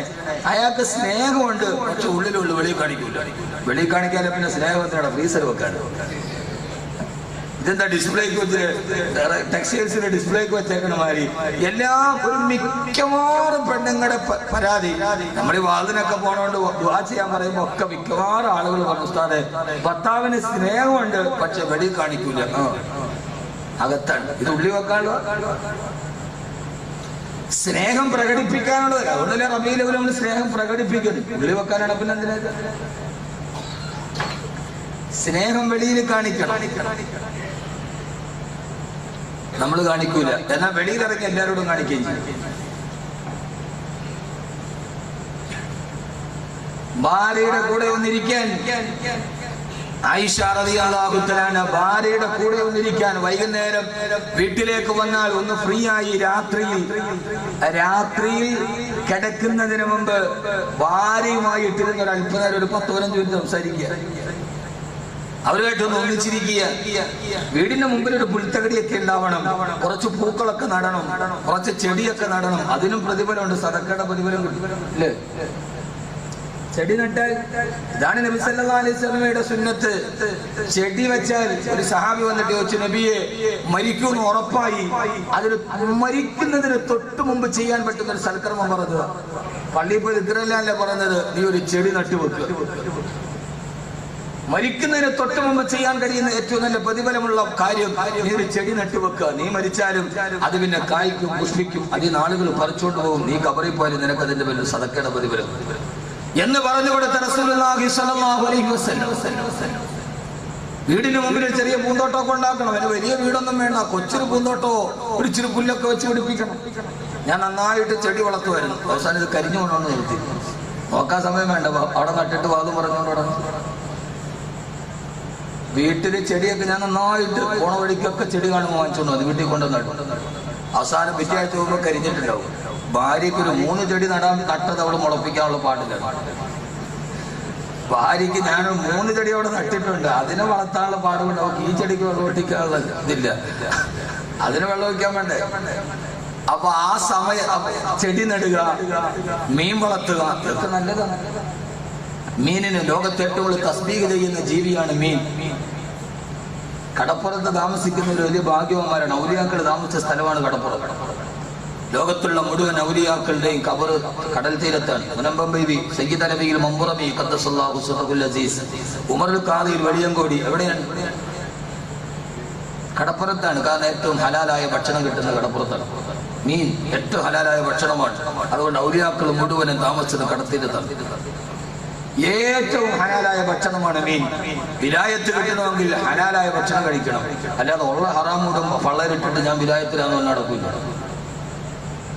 ആരാനെ പറ്റിച്ചത്, ലോകത്തെ പറ്റിച്ചതും ഉമ്മത്തിനെ പറ്റിച്ചതും ആളുകളെ പറ്റിച്ചതും ഒക്കെ തിന്ന് വയറു അടച്ചിട്ട് ഞാൻ വിലായത്തിലാണ് കറാമത്തിലാന്ന് പറഞ്ഞാൽ അത് നടക്കണ പരിപാടിയല്ല. വിലായത്ത് കിട്ടണമെങ്കിൽ ഹലാലായ ഭക്ഷണം കഴിച്ചിരിക്കണം. അതുകൊണ്ടാണ് മുഴുവൻ വിലായത്തിന്റെ ആഗ്രഹകാരും കടപ്പുറം തിരഞ്ഞെടുത്തത്. മുഴുവൻ ഖബറുകളും കടൽത്തീരത്താണ് അവർ പഠിച്ചു നോക്കി. അപ്പൊ നിങ്ങളൊരു വിധത്തിൽ ഭാഗ്യവാന്മാരാണ്. ഏറ്റവും ഹലാലായ ഭക്ഷണം കിട്ടും. അത് പിന്നെ ഐസിട്ടിട്ട് 10 ദിവസം ഇട്ടിട്ട് ഹറാമാക്കണം. നിങ്ങൾ ഒരു അത്യാവശ്യം കുറച്ച് കേടാക്കാതെ വെക്കാന്നല്ലാതെ പിന്നെ അത് ഒത്തിരി നാൾ വെക്കാൻ പാടില്ല. അത്യാവശ്യമൊക്കെ ഒന്ന് വെച്ചു കൊടുക്കും. കുറെ നാളൊക്കെ വെച്ച് കഴിഞ്ഞാലേ കുറച്ച് ദിവസത്തേക്കൊക്കെ പോവാതെ പ്രശ്നമില്ല. അതുകൊണ്ടല്ലേ വിലായത്തിന്റെ അഹലുകാരനെ തേടിപ്പോയ ആൾക്ക് അള്ളാഹു അടയാളം കൊടുത്തു മീനിനെ. എവിടെ മീൻ നഷ്ടപ്പെട്ടോ അവിടെ വിലായത്തിന്റെ അഹലുകാരനെ തേടിക്കോ. ഖദർ നബിയെ തേടിപ്പോയ മൂസാ നബിക്ക് അള്ളാഹു അടയാളം കൊടുത്ത മീനിനെയാണ്. ആ വിലായത്തിന്റെ അഹലുകാരനെ വേണ്ട പറഞ്ഞാൽ ശരിയാവില്ല. കണ്ടത് കടലിന്റെ തീരത്താണ് ലോകത്തിൽ ഏറ്റവും വലിയ വിലായത്തിന്റെ അഹലുകാരനെ മൂസാ നബി കണ്ടുകിട്ടിയത്. കടലിനും വിലായത്തിനും തമ്മിൽ വലിയ ബന്ധമുണ്ട്. ഖുർആൻ അള്ളാഹു ചിന്ത തരട്ടെ. അതുകൊണ്ട് ഞാൻ പറഞ്ഞത് കുറച്ച് ചെടിയൊക്കെ നടണം. എന്നിട്ട് രാത്രി മക്കളൊക്കെ ഉറങ്ങിക്കഴിയുമ്പോ ഭാര്യയും ഭർത്താവും മാത്രമുള്ള കുറച്ച് രഹസ്യ സമയമുണ്ട്. ആ സമയത്തിരുന്നിട്ട് എന്താണ് വിശേഷം, ഇന്നത്തെ കാര്യങ്ങൾ എന്തൊക്കെയാന്ന് ചോദിക്കണം. ഇതങ്ങനെയല്ല. ഇത് രാവിലെ ഇറങ്ങുമ്പോ അവൻ ഒരുമാതിരി മുരട്ടുകാളയ മാതിരി ഒരു കതറിട്ട് പശമുക്കിയ ഷർട്ടൊക്കെ എന്നെ ഞാൻ പറഞ്ഞ പറയാറിയല്ലേ, ആരെയും കതറുണ്ടെങ്കിൽ ഒരു കതറുള്ള പശമുക്കിയ സാധനം എന്നെ തന്നെ അതാ പറഞ്ഞ ഞാൻ നല്ല പശമുക്കി ഇടുള്ളൂ. അതുകൊണ്ടാണ് എന്നെ VIP വാക്കവിന്ന് എല്ലാവരും വിളിക്കണം. അള്ളാഹു അങ്ങനെ എന്നെ ആക്കട്ടെ. ഈ പശയൊക്കെ മുക്കി ഇങ്ങനെ ഇടുമ്പോ അവന് പശയൊക്കെ ഇട്ട് കതറൊക്കെ ഇട്ട് അള്ളാഹ് കതറാക്കിയതായിരിക്കും. അതുകൊണ്ട് എടുത്തോട്ട് പോകാൻ നേരത്തെ ഒരു സലാം പറയാ, ദുആ ചെയ്യണമെന്ന് പറയുക. ഇതൊക്കെ ജീവിതത്തിൽ ഇറങ്ങിപ്പോകുന്ന ഭർത്താവിനെ യാത്രയാക്കാൻ ഭാര്യ വാതിൽപ്പടിയിൽ വന്ന് നിൽക്കുക. ഭർത്താവ് അങ്ങ് അകലേന്ന് മറഞ്ഞു പോകുമ്പോൾ തിരിച്ചു വീട്ടിലേക്ക് കയറി പോവുക. ഇതൊക്കെ ജീവിതത്തിന്റെ ഗൃഹപാഠങ്ങളാണ്. അല്ലാതെ ഭർത്താവ് എന്നാ നിങ്ങൾ ഇറങ്ങിയേക്കോട്ടെ ഞാൻ മത്തി ഇറക്കാൻ പോകാന്ന് പറഞ്ഞ പിന്നെ ചെതുമ്പല് കത്തിയായിട്ട് പോയിരിക്കലല്ല. അവിടെ കഴുകി വൃത്തിയാക്കി ഭർത്താവിനെ വാതിൽപ്പടിയിൽ വന്ന് പറയണം ബിസ്മില്ലാഹി തവക്കൽതു അലല്ലാഹ് ലാ ഹൗല വലാ ഖുവത ഇല്ലാ ബില്ലാഹ്. ഏത് ദിവസം പോയാലും ഹബീബായ റസൂലുള്ളാഹി സ്വല്ലല്ലാഹു അലൈഹി വസല്ലമ ഇറങ്ങാൻ നേരത്തെ ദുആ പറയാതെ തന്റെ ഭാര്യമാരോട് യാത്ര പറയാതെ ദുആ കൊണ്ട് വസിയത്ത് ചെയ്യാറ് ഹബീബായ നബി തങ്ങൾ ഒരു യാത്രയും ചെയ്തിട്ടില്ല. ഹദീസിൽ കാണാം അത് പറയാതൊരു യാത്ര ചെയ്തിട്ടില്ല. അങ്ങനെ അവിടെ ഇരുന്ന് രണ്ടുപേരും തമ്മിൽ ഒന്നിച്ചിരിക്കുന്ന കുറച്ച് രഹസ്യമായ സമയങ്ങളുണ്ട്. ആ സമയത്തിരുന്ന് വർത്തമാനം പറയുക ഇതൊക്കെ ഭാര്യമാരോടുള്ള നിന്റെ കടമയാണെന്ന് ഹബീബായ നബി മുഹമ്മദ് മുസ്തഫ സല്ലല്ലാഹു അലൈഹി വസല്ലമ അല്ലാഹുവിന്റെ റസൂൽ 14 രാവിലെ പൗർണമി ചന്ദ്രൻ ആകാശത്ത് തിങ്ങിക്കിടക്കുന്ന ഒരു രാത്രി അല്ലാഹുവിന്റെ റസൂലിന്റെ മടിയിൽ തല വെച്ച് കിടക്കുകയാണ് ആയിഷ ബീവി. ആ റസൂലിന്റെ മടിയിൽ കിടക്കാൻ 10,000 കൊതിച്ചു നിൽക്കവേ ഹബീബായ നബി തങ്ങളുടെ മടിയിലേക്ക് തല വെച്ച് കിടക്കുന്നു ആയിഷ റളിയല്ലാഹു അൻഹാ. ആകാശത്തേക്ക് നോക്കുമ്പോൾ ആകാശത്തിലെ നക്ഷത്രങ്ങൾ മിന്നിത്തിളങ്ങി കിടക്കുകയാ. ഉടനെ ചോദിച്ചു യാ റസൂലല്ലാഹ് നബിയേ ഈ ആകാശത്ത് കാണുന്ന നക്ഷത്രങ്ങൾ എത്രയെണ്ണം എണ്ണി തീർക്കാൻ ഒരു മനുഷ്യനെ കൊണ്ട് കഴിയുമോ യാ റസൂലല്ലാഹ്? ഇവിടെയൊക്കെ ഹബീബായ നബി തങ്ങളുടെ ലോകചരിത്രത്തെ അത്ഭുതപ്പെടുത്തുകയാ. 3.5 ലക്ഷം ചതുരശ്ര കിലോമീറ്റർ വിശാല വിസ്തൃതമായ ലോകം ഒരുക്കുമ്പോ 10,000 അനുയായികളൊന്ന് കാണാൻ കാത്തു നിൽക്കുമ്പോ ആ തിരക്കിന്റെ ഇടയിൽ പാതിരാത്രി നരകത്തെ ഓത്ത് പൊട്ടിക്കരയുമ്പോ ഇതിന്റെയൊക്കെ ഇടയിൽ 14 രാവിലെ വന്നിട്ട് തന്റെ ഭാര്യക്ക് കിടക്കാൻ തന്നെ മടുത്തിട്ട് നീട്ടിക്കൊടുത്തു പോയാ ലോകത്തിന്റെ മുത്ത് ഹബീബായ നബി തങ്ങളൊരു ഭർത്താവിനെ പച്ചയായി പഠിപ്പിച്ചു തരികയോ. ചാടകളില്ലാതെ യാതൊരുവിധ അലങ്കാരങ്ങളില്ലാതെ സമയത്ത് മദീന ഉറങ്ങിക്കിടക്കുമ്പോ തന്റെ ഭാര്യക്ക് തല വെച്ച് കിടക്കാൻ തന്റെ മടിത്തട്ട് നീട്ടിക്കൊടുത്തു. ആയിഷ ബീവി ചോദിച്ചു നബിയേ ആകാശത്ത് കാണുന്ന നക്ഷത്രങ്ങൾ എത്രയുണ്ടെന്ന് പറയാൻ ഒരാൾക്ക് കഴിയോ? ഇല്ല ആയിഷ. ഉടനെ മറുപടി വന്നു ആയിഷ സിദ്ദീഖയുടെ. ബുദ്ധിമതിയാണ് ആയിഷ ബീവി.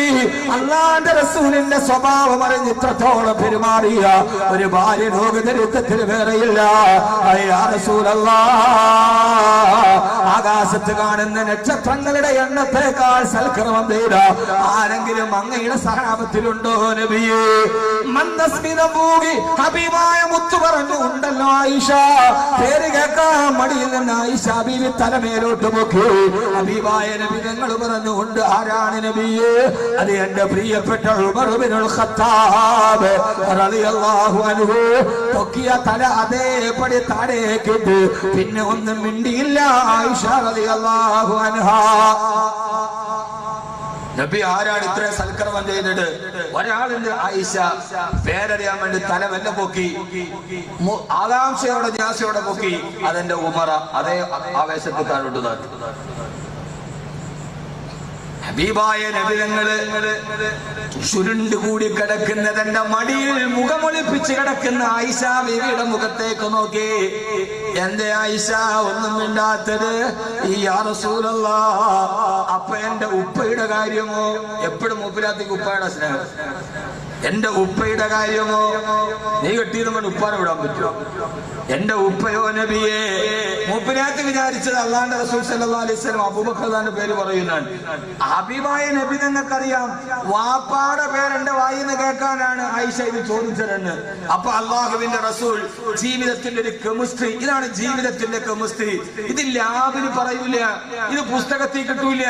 ഇതാണ് ജീവിതത്തിന്റെ കെമിസ്ട്രി.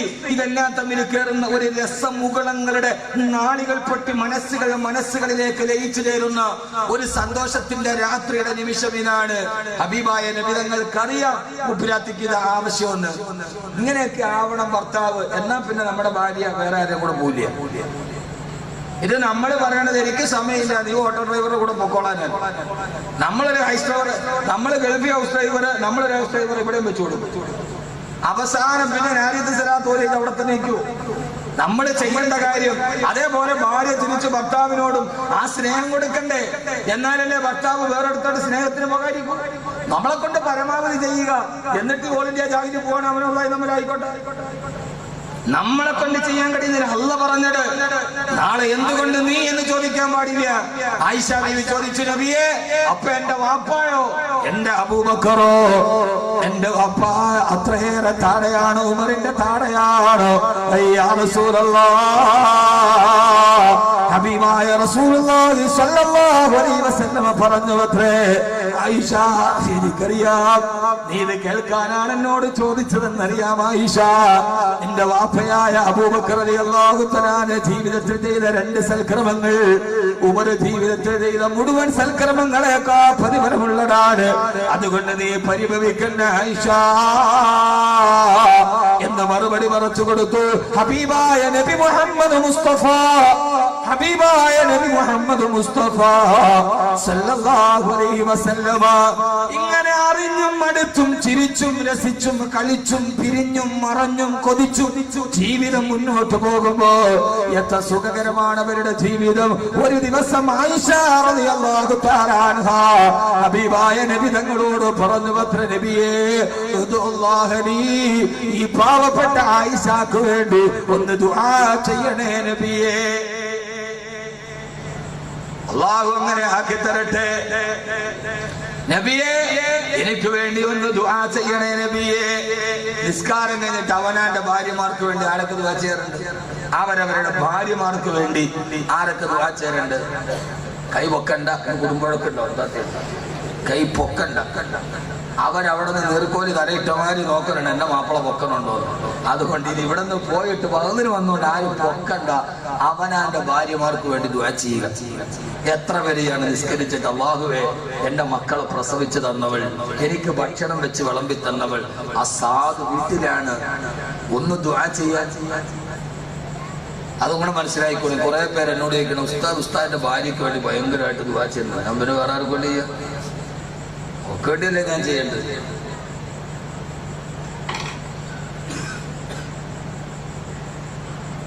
എന്നോട് എല്ലാവരും ചോദിക്കണം, ഇടയ്ക്ക് ശൗക്കത്ത് ചോദിക്കും, നിങ്ങളുടെ ഭാര്യയ്ക്ക് വേണ്ടി ഞാൻ ഒക്കെ വേണ്ടിയല്ലേ ചെയ്യാൻ. യഥാർത്ഥത്തിൽ 10 ദിവസം കഴിഞ്ഞ് മിനിങ്ങാന്നാ വീട്ടിൽ പോയി. ഇന്ന് വീട്ടിൽ നിന്ന് ഇറങ്ങിയപ്പോൾ യാത്ര പറഞ്ഞിട്ട് പോലും പരിഭവം. നമ്മളിങ്ങനെ വാതു പറഞ്ഞാൽ നമ്മൾ കുടുംബജീവിതവും പറഞ്ഞിട്ട് നടക്കുക. നമ്മുടെ വീട്ടിൽ പോകാൻ സമയത്തില്ല. എൻ്റെ മോൻ മിനിങ്ങാന്ന് എന്നോട് പറഞ്ഞു, വല്ലപ്പോഴും ഇങ്ങനെ വരാനാണെങ്കിൽ വരേണ്ട പോക്കോളാം. എൻ്റെ രണ്ടാമത്തെ ആളവനോട് ഇച്ചിരി ആള് സ്വയം വരാൻ എന്നോട് പറഞ്ഞു, വല്ലപ്പോഴും ഇങ്ങനെ വരാനാണെങ്കിൽ എന്നാൽ പിന്നെ വാപ്പി നേരെ പോക്കോളാം. അതാണ് ജീവിതത്തിലൊരു സമാധാനവും സന്തോഷം. അവരെ കാണുമ്പോഴാണ് അവരവരുടെ ഭാര്യമാർക്ക് വേണ്ടി, അതൊക്കെ അവർക്ക് സന്തോഷമാണ്. എന്റെ ഭർത്താവ് കണ്ടോ നിസ്കാരം കഴിഞ്ഞിട്ട് എനിക്ക് വേണ്ടി അത് ചെയ്യും. ആദരവായ റസൂലുള്ളാഹി സ്വല്ലല്ലാഹു അലൈഹി വസല്ലമയോട് ആയിഷ റളിയല്ലാഹു തആല പറഞ്ഞു അത്രേ, യാ റസൂലല്ലാഹ്, ഇതൊക്കെ ജീവിതത്തിന്റെ പ്രധാനപ്പെട്ട ഭാഗമാണ്. ഞാനൊന്ന് ചോദിക്കട്ടെ, എല്ലാ ആളുകളുടെയും ഏറ്റവും പ്രധാനപ്പെട്ട ആഗ്രഹമേടാ മദീനയിൽ ചെല്ലണം. ലോകനാട്ട തലവന്മാര് പോലും ജീവിതത്തിന് ഏറ്റവും ആഗ്രഹം പോലെ കാത്തു സൂക്ഷിക്കുന്ന നാളെ മദീനയിലേക്ക് ചെന്നാൽ എല്ലാവരും തല ഉയർത്താതെ കടക്കാൻ ആഗ്രഹിക്കുന്ന ഒരു സ്ഥലമുണ്ട്. മബൈന ബൈതി വ മിംബരി റൗളത്തും മിൻ റിയാദിൽ ജന്നാ. എന്റെ വീടിന്റെയും എന്റെ മിമ്പറിന്റെയും എന്റെ ഖബറിന്റെയും ഇടയിലുള്ള സ്ഥലം ലോകത്തിന്റെ സ്വർഗമാ. ഈ ഭൂമിയിൽ ഒരു സ്വർഗമുണ്ട്. ആ സ്വർഗം എവിടെയാ? അത് നൈനിറ്റാളിലല്ല, അത് ചിറാപുഞ്ചിയിലല്ല, അത് ഷില്ലോങ്ങിലല്ല, അത് പട്ടായയിലല്ല. ഈ ലോകത്തൊരു സ്വർഗമുണ്ടത്രേ. ആ സ്വർഗം എവിടെയെന്നറിയോ? മദീന റൗളയിലോട്ട് കടന്നു ചെല്ലുമ്പോ പച്ചപ്പരവതാനി വിരിച്ച് അടയാളപ്പെടുത്തിയിട്ടിരിക്കുന്ന ബ്രൂണൈ സുൽത്താൻ മുതൽ ദുബൈയുടെ ഷെയ്ഖ് മുഹമ്മദ് പോലും സുജൂദ് ചെയ്താൽ പൊട്ടിക്കരഞ്ഞു കണ്ടല്ലാതെ എഴുന്നേൽക്കാത്തൊരു സ്ഥലം. ആ സ്ഥലമാണ് ഈ 38 കോടി ലക്ഷത്തോളം വരുന്ന പിണ്ടവലിപ്പമുള്ള ഈ ലോകത്തിന്റെ സ്വർഗത്തിന്റെ ഭാഗമതാ. ഓ ഭാഗത്ത് പോകാ കൊതിക്കാത്തവരാരാ? മാബൈന ബൈതി വ മിംബരി റൗളത്തും മിൻ റിയാദിൽ ജന്നാ. ആ ഭാഗ ഭാഗം സ്വർഗത്തിന്റെ ഭാഗമാ. എന്റെ വീടിന്റെയും എന്റെ കബറിന്റെയും ഇടയിലുള്ള സ്ഥലമാണ് ഭൂമിലോകത്തിന്റെ സ്വർഗമെന്ന് പറഞ്ഞ ആ സ്ഥലമേട് സ്ഥലമെന്നറിയോ പെണ്ണ്? എന്നെ കേൾക്കാൻ ഇവിടെ തടിച്ചുകൂടിയ പെങ്ങള്, ആ സ്ഥലമാരുടെ വീടാ, ആ വീടാ, ആ സ്ഥലമാണ് ബൈത്തു ആയിഷ റളിയല്ലാഹു തആല അൻഹാ. ആ സ്ഥലം ആയിഷ ബീവിയുടെ വീടിരുന്ന സ്ഥലമാ. ആയിഷ എന്ന ഭാര്യ താമസിച്ചിരുന്ന സ്ഥലം ലോകത്തിന്റെ ഭൂലോകത്തിന്റെ സ്വർഗമായി മാറിയെങ്കിൽ ആ സ്വർഗ ജീവിതത്തിന്റെ അടിസ്ഥാനമേടോ?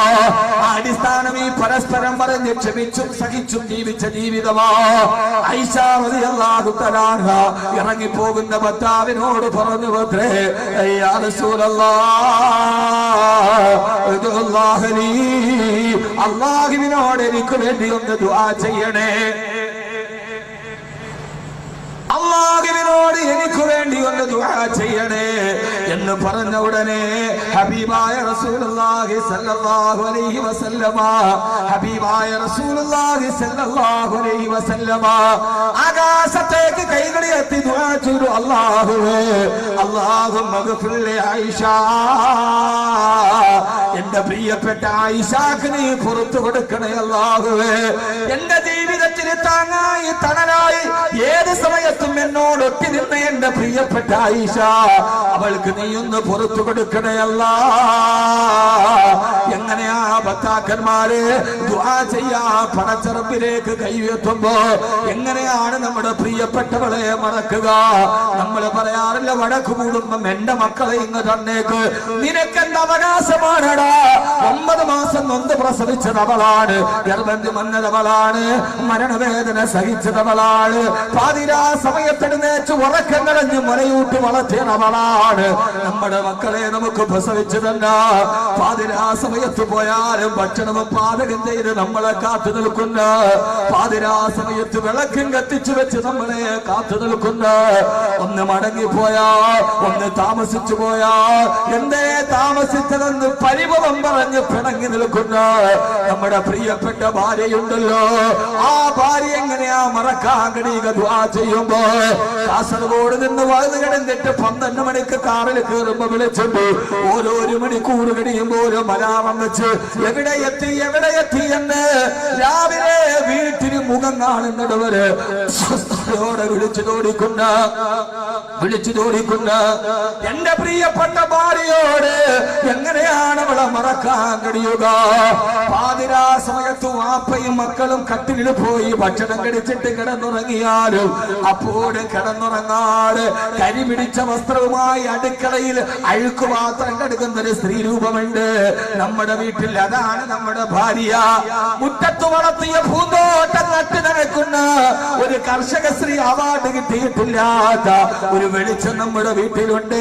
അവളാണ് നമ്മുടെ ഭാര്യ. ഏറ്റവും മാറ്റം എഴുന്നേൽക്കുന്ന, ഏറ്റവും അവസാനം കിടന്നുറങ്ങുന്ന, എല്ലാം നമുക്ക് വേണ്ടി ചെയ്തെടുക്കുന്ന ഭാര്യ. അവളെ എങ്ങനെയാണ് മറക്കാൻ കഴിയുക? അല്ലാഹുവേ, ഞങ്ങളുടെ ഭാര്യമാർക്ക് നീ ആഫിയത്തും ആരോഗ്യവും നൽകണേ അല്ലാ. പടച്ചവനെ, ഞങ്ങളില്ലാത്തപ്പോ ഞങ്ങളുടെ മക്കളെ വളർത്തി തരുന്നത് അവരാ. അല്ലാഹു നമുക്ക് അങ്ങനെയുള്ള ഭാര്യമാരെ നൽകി അനുഗ്രഹിക്കട്ടെ. ഓരോരുത്തരോടും ഞാൻ ഓർമ്മിപ്പിക്കുകയാ, കൈക്കുഞ്ഞായിട്ട് പൊന്നുമോനെ മാർഗെടുത്തു കൊടുത്തിട്ട് മക്കയുടെ മണലാരുണ്യത്തിലൂടെ നടന്നു നീങ്ങുമ്പോ എവിടേക്ക് പോകുന്നെന്ന് ചോദിക്കുക പോലും ചെയ്യാട് കൈക്കുഞ്ഞിനെ മാറത്ത് പിടിച്ചുകൊണ്ട് മരുഭൂമിയിലൂടെ ഓടി നടന്ന് കാലിട്ടടിച്ചപ്പോ കാൽപ്പരലിന്റെ ഉള്ളിൽ നിന്ന് വന്ന വെള്ളം കുടിപ്പിച്ചു. 9 വയസ്സ് വരെ വാപ്പയില്ലാതെ മക്കയുടെ മണലാരണ്യത്തിൽ മകനെ വളർത്തിയപ്പോ, മക്കയുടെ മകനാരണ്യത്തിൽ മകനെ വളർത്തിയുണ്ട്. 9 വർഷം കഴിഞ്ഞ് ഫലസ്തീനിൽ നിന്ന് വാപ്പ തിരിച്ചു വന്ന് വീട്ടിൽ കണ്ടപ്പോ ആ വാപ്പയോട് പട്ടം ചേരി കടന്ന് പാതിരാ സമയത്ത് സ്വപ്നം കണ്ട് രാവിലെ എഴുന്നേറ്റിട്ട് പെണ്ണ്, ഇന്നലെ രാത്രിയിൽ ഞാനൊരു സ്വപ്നം കണ്ടു, എന്റെ മോനെ അല്ലാഹുവിന് വേണ്ടി അറുത്തു കൊടുക്കാൻ കൈക്കുഞ്ഞായി കയ്യിലേൽപ്പിച്ച് 9 വർഷം കഴിഞ്ഞ് തിരിച്ചു വന്നിട്ട് ഇവനെ അറുക്കണമെന്ന് പറഞ്ഞപ്പോ ആ സമയത്ത് വാപ്പാടെ കൈ പിടിച്ചിട്ട് മലയടിവാരത്തിലേക്ക് പോയി പാറക്കെട്ടിലേക്കും മനത്തി കിടക്കുമ്പോ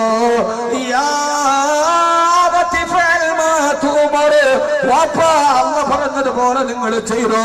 എന്നിട്ട് മരിക്കുന്നതിന് മുമ്പ് വാപ്പയോട് വാപ്പാ എന്നെ നിങ്ങൾ കമഴ്ത്തി കിടത്തിയിട്ട് അറുക്കാവൂ. എന്തേ മോനെ ഇസ്മായില്, മലത്തി കിടത്തി അറുത്താൽ എന്റെ മുഖത്ത് നോക്കിയിട്ട് നിങ്ങൾക്ക് കത്തി മുറുക്കാൻ കഴിയില്ല. എന്നെ കെട്ടിയിട്ട് അറുക്കാവൂ.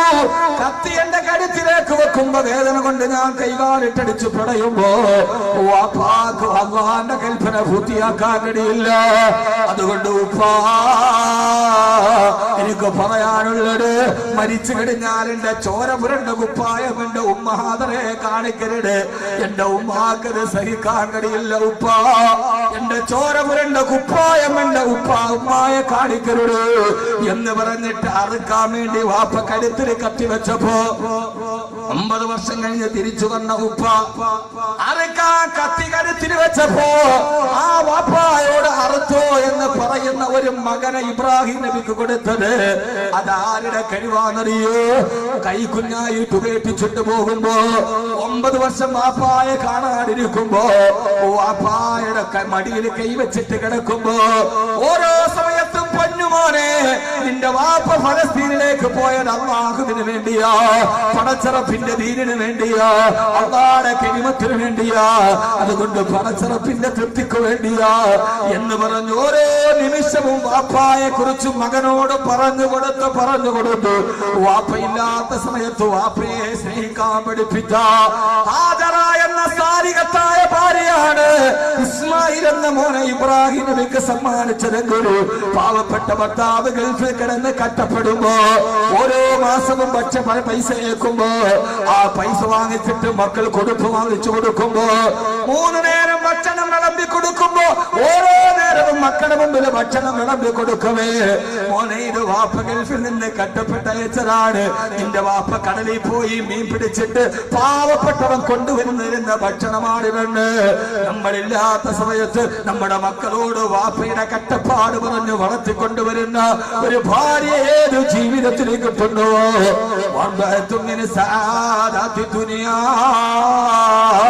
ഒരു മനുഷ്യന്റെ ജീവിതത്തിൽ ഏറ്റവും വലിയ സമ്പാദ്യം അതാണെന്ന് ഹബീബായ നബി മുഹമ്മദ് മുസ്തഫ സല്ലല്ലാഹു അലൈഹി വസല്ലമ വാപ്പയില്ലാത്ത സമയത്ത് വാപ്പയെ കുറിച്ച് പറഞ്ഞു കൊടുപ്പിച്ചിട്ട് നിന്റെ വാപ്പ മീൻ വിറ്റിട്ട് കിട്ടുന്ന പൈസയാണിരണ് 3 നേരം ഭക്ഷണം വിളമ്പി കൊടുക്കുമ്പോ ആ സമയത്ത് മക്കളോട് പറഞ്ഞു കൊടുക്കുന്ന ഭാര്യയെ കിട്ടണം. അതാണ് ജീവിതത്തിന്റെ ലാഭം. അള്ളാഹു നമ്മുടെ ഭാര്യമാരെ അങ്ങനെ ആക്കട്ടെ. ആർക്കൊരു ഉപദേശം അള്ളാഹു നമ്മുടെ ഭാര്യമാരെ അങ്ങനെ ആക്കി തരട്ടെ. ഞാൻ അസ്ട്രോണമി ജോഗ്രഫി ഒന്നുമല്ല പറഞ്ഞു, ഇപ്പൊ ജീവിച്ചിരിക്കുന്ന ശാസ്ത്രം പറയാ. അതെങ്ങനെയാ? 1000 റിയാൽ വീട്ടിലേക്ക് അയക്കാൻ പോകുന്ന ഗൾഫുകാരൻ രാവിലെ റൂമിൽ നിന്ന് ഇറങ്ങി 1000 റിയാൽ അയക്കാൻ പോവാ. അപ്പോ ടാക്സിക്ക് കൈ കാണിച്ചിട്ട് എത്ര റുപ്യ? 5 റിയാൽ, 10 റിയാൽ, 10 റിയാൽ ബാങ്കിൽ പോവാൻ. അപ്പം വിചാരിക്കും പടച്ചോനെ 10 റിയാൽ ഇതിൽ നിന്ന് കൊടുത്താൽ പിന്നെ 990 റിയാലല്ലേ വീട്ടിലേക്ക് അയക്കാൻ പറ്റൂ. അതുകൊണ്ട് അവൻ 1000 റിയാൽ തികച്ചയക്കാൻ ആ 10 റിയാൽ ലാഭിക്കാൻ 2.5 കിലോമീറ്റർ ഗൾഫിന്റെ പൊരിവയിലത്തൂടെ ഗൾഫുകാരൻ നടന്ന് ബാങ്കിൽ പോയി എക്സ്ചേഞ്ചിൽ പോയി അവനെ പൈസ ഇങ്ങോട്ട് അയക്കും. എന്നിട്ട് ഭാര്യയോട് വിളിച്ചു പറയും പൈസ വെച്ചിട്ടുണ്ട്. അവൾ 500 റുപ്യ കൊടുത്ത് ടാക്സി വിളിച്ചു പോയി ആ പൈസ ബാങ്കിൽ നിന്ന് വാങ്ങിച്ചോളൂ. ഇതാ ഗൾഫുകാരൻ. ഞാൻ ചിരിക്കാൻ പറയണമെന്നല്ല, ആണോ അല്ലയോ നമ്മൾ ചിന്തിച്ചോ? ആണല്ലോ. എന്റെ പൊന്നു സഹോദരിമാരെ, അതൊക്കെ പറയാം. ഭർത്താവ് അധ്വാനിച്ചു കൊണ്ടുവരുന്ന ഇതിന്റെ വില മക്കളെ പറഞ്ഞു പഠിപ്പിക്കണം. അല്ലാതെ വാരി കൊടുത്താൽ പോരാ, വാരിയിട്ട് പാചകം ചെയ്ത് കൊടുത്താൽ പോരാ. ഇത് നിന്റെ ഭർത്താവ്, നിന്റെ ഉപ്പ മോനെ ഇത് ഇങ്ങനെ കൊണ്ടുവന്ന് തന്നതാണെന്ന് പറഞ്ഞു കൊടുക്കുന്ന ഒരു ഭാര്യയെ കൊണ്ട് നല്ല വീടുണ്ടാക്കാൻ പറ്റും. അതുകൊണ്ടാണ് യേശുദാസൻ പാടിയത്, പൂമുഖവാതുക്കൾ സ്നേഹം തുളുമ്പുന്ന പൂന്തിങ്കളാണ് എന്റെ ഭാര്യ. ഭാര്യ പൂന്തിങ്കളാവണമെങ്കിൽ അവൾ ഇങ്ങനെയാവണം. അള്ളാഹു നമുക്ക് ബോധം തരട്ടെ. അള്ളാഹു നമുക്ക് ബോധം തരട്ടെ. ആയിഷ റളിയല്ലാഹു തആല അങ്ങനത്തെ ഭാര്യയായി. അതുകൊണ്ടാണ് സത്യദൂതരുടെ ഏറ്റവും നല്ല സഹധർമ്മിണിയായി മാറി.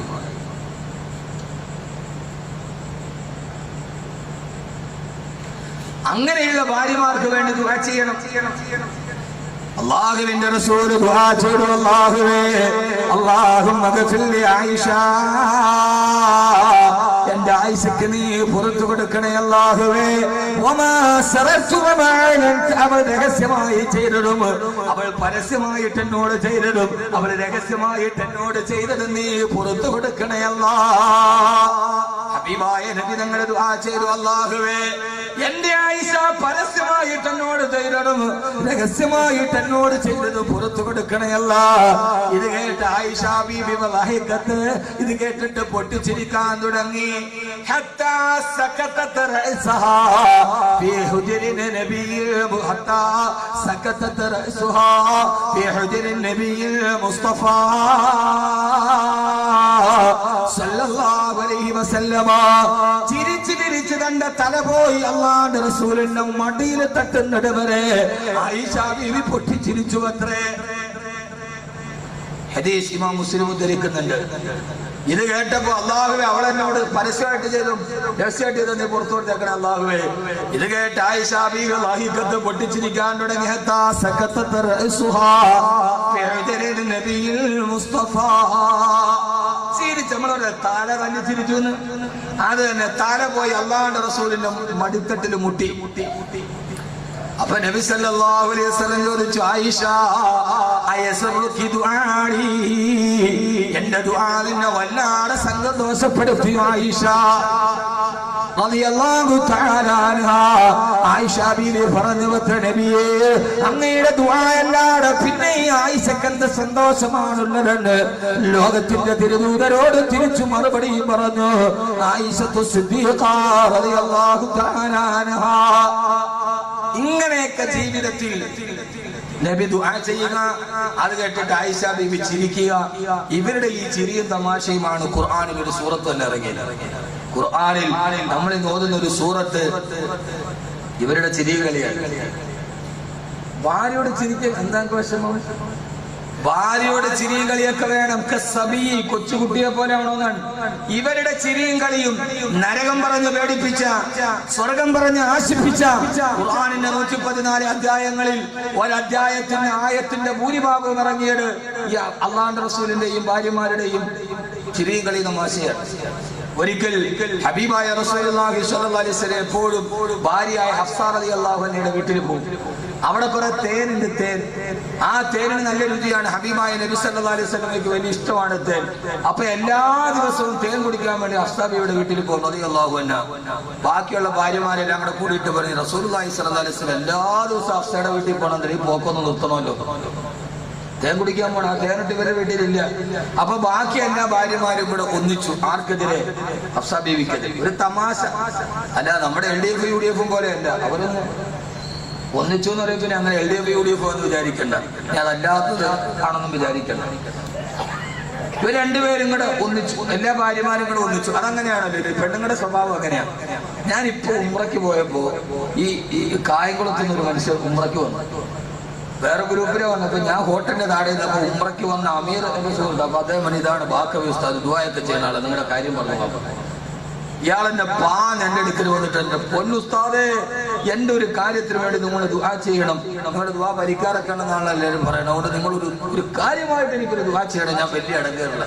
ഞാൻ എന്താ വിഷയം? എന്റെ പൊന്നുസ്താദെ 2 പെണ്ണ് കിട്ടി. ആ 2നെയും കൊണ്ട് ഞാൻ ഉംറയ്ക്ക് ഒന്ന് കുടുങ്ങിയിരിക്കും. വെറുതെ അയാളുടെ 2 ഭാര്യമാരെ കൊണ്ട് ഉംറയ്ക്ക് വന്ന് കുടുങ്ങി. ഞാൻ എന്താ കുടുങ്ങിയത്? 3 തവാഫ് അവളുടെ കൂടെ ചെയ്യണം, ബാക്കി 3.5-4 ഇവളുടെ കൂടെ ചെയ്യണം. ഇല്ല പ്രശ്നം. ആകെ 7 ചുറ്റിലാണല്ലോ. 3 അവളുടെ കൂടെ ചുറ്റും, 4 ഇവളുടെ കൂടെ ചുറ്റും. അവസാനം അവര് ഹോട്ടലിൽ വെച്ച് 2 പേരും തമ്മിൽ അടിയായി.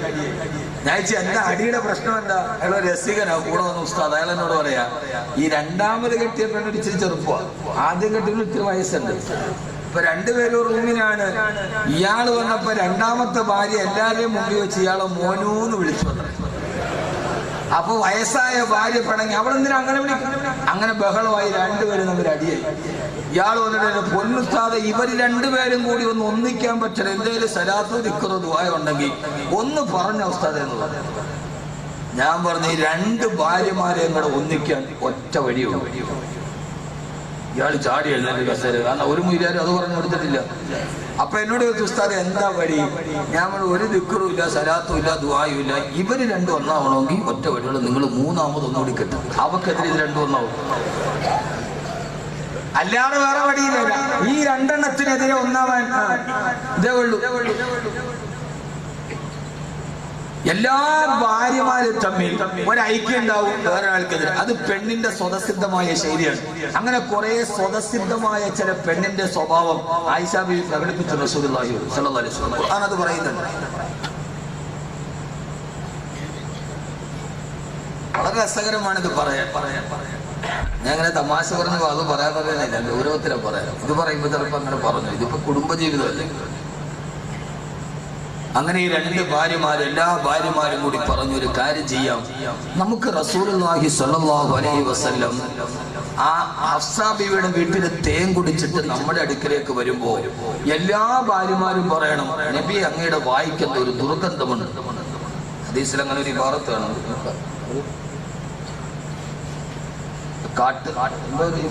ഹദീസിൽ ബുഖാരി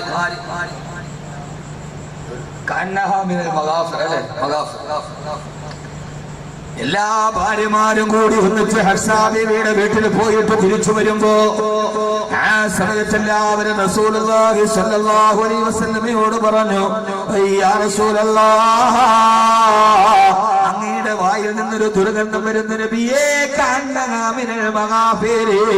അങ്ങ് എവിടെ നിന്നോ കുറച്ച് കാട്ടുതേൻ കുടിച്ചതുപോലെ.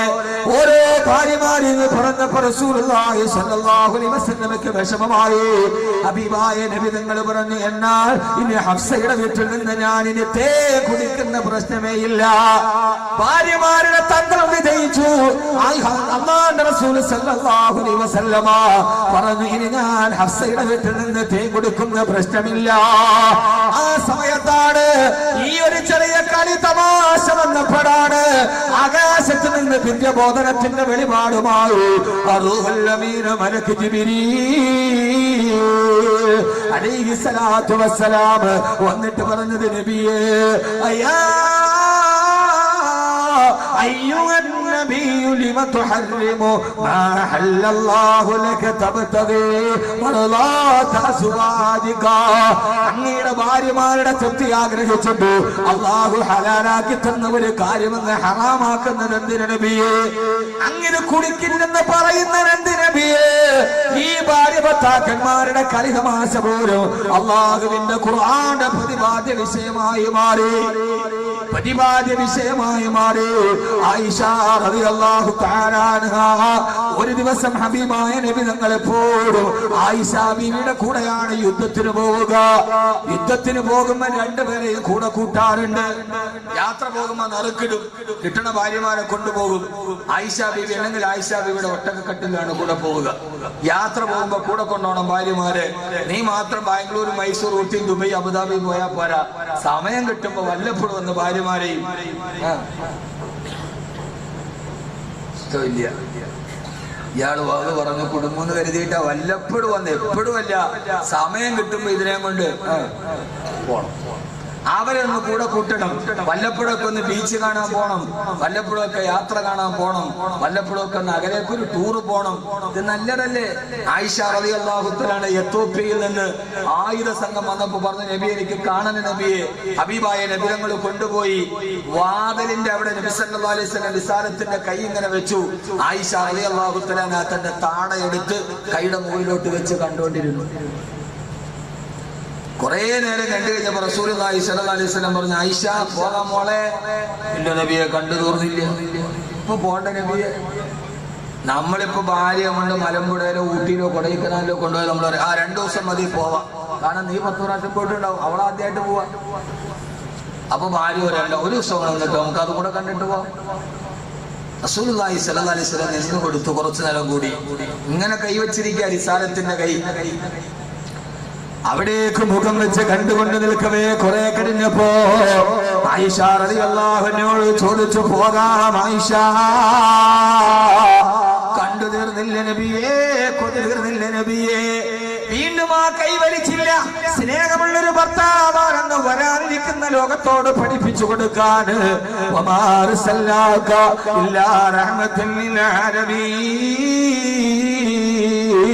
കുപ്പായ കയ്യിൽ ഉറക്കം നടിച്ചിരുന്ന പൂച്ച കുഞ്ഞിനോട് കരുണ കാണിച്ച പ്രവാചകൻ എങ്ങനെയാണ് തന്റെ കുപ്പായത്തോട് ഭാര്യയോട് കരുണ കാണിക്കാതിരിക്കുക. വീണ്ടും തന്റെ കൈ അവിടെ തന്നെ വെച്ചുകൊണ്ടിരുന്നു. മൂന്നാമതും പറഞ്ഞു, ആയിഷ ഇനി നമുക്ക് പോകാമോള്, കുറച്ചുകൂടി സമയം നിൽക്ക് നബിയേ. അല്ലാഹുവിന്റെ റസൂല് വീണ്ടും കൈവച്ചു കൊടുത്തു, ക്ഷമയുള്ള ഭർത്താവിനെ പോലെ. പെട്ടെന്നാണ് കണ്ടുകൊണ്ടിരുന്ന സഹാബത്തിന്റെ ഇടയിൽ ബഹളമുണ്ടായത്. അമ്പലപ്പറമ്പിൽ ആനയടഞ്ഞതുപോലെ ആ ആയതോയോധന കല കണ്ടിരുന്ന സഹാബത്ത് ചിതറിയോടാൻ തുടങ്ങി. പേടിച്ച രണ്ട് ആയിഷ ബീവി പറഞ്ഞെന്തോ ആപത്ത് വന്നതുപോലെ നമുക്കും പോകാൻ നബിയെ. പേടിച്ചവിടെ നിന്ന് ഇറങ്ങി ഓടവേ ആയിഷ ബീവി ചോദിച്ചു, യാ റസൂലല്ലാഹ്, ഓടി ഓടി പോകലേ ഹബീബായ നബി ഞങ്ങൾ പറഞ്ഞു, ആയിഷ നീ പേടിച്ചോടുന്നത് എന്തിനാ? സഹാബത്തത് കണ്ടുകൊണ്ടിരുന്നപ്പോ പേടിച്ചോടിയത് എന്തിനെന്നറിയോ? എന്തിനാണ് നബിയെ, അവിടെ എന്ത് ആപത്താണ് ഉണ്ടായത്? മുത്തുനബി പറഞ്ഞില്ല ആയിഷ, അവിടെ ഉമർ കടന്നു വന്നതാണ്. ഉമർ റളിയല്ലാഹു അൻഹുവിനെ പേടിച്ചിട്ട് സഹാബത്തോടിയടാ. ഉമറിന് ഈ സൈസ് പരിപാടിയൊന്നും ഇഷ്ടമല്ല.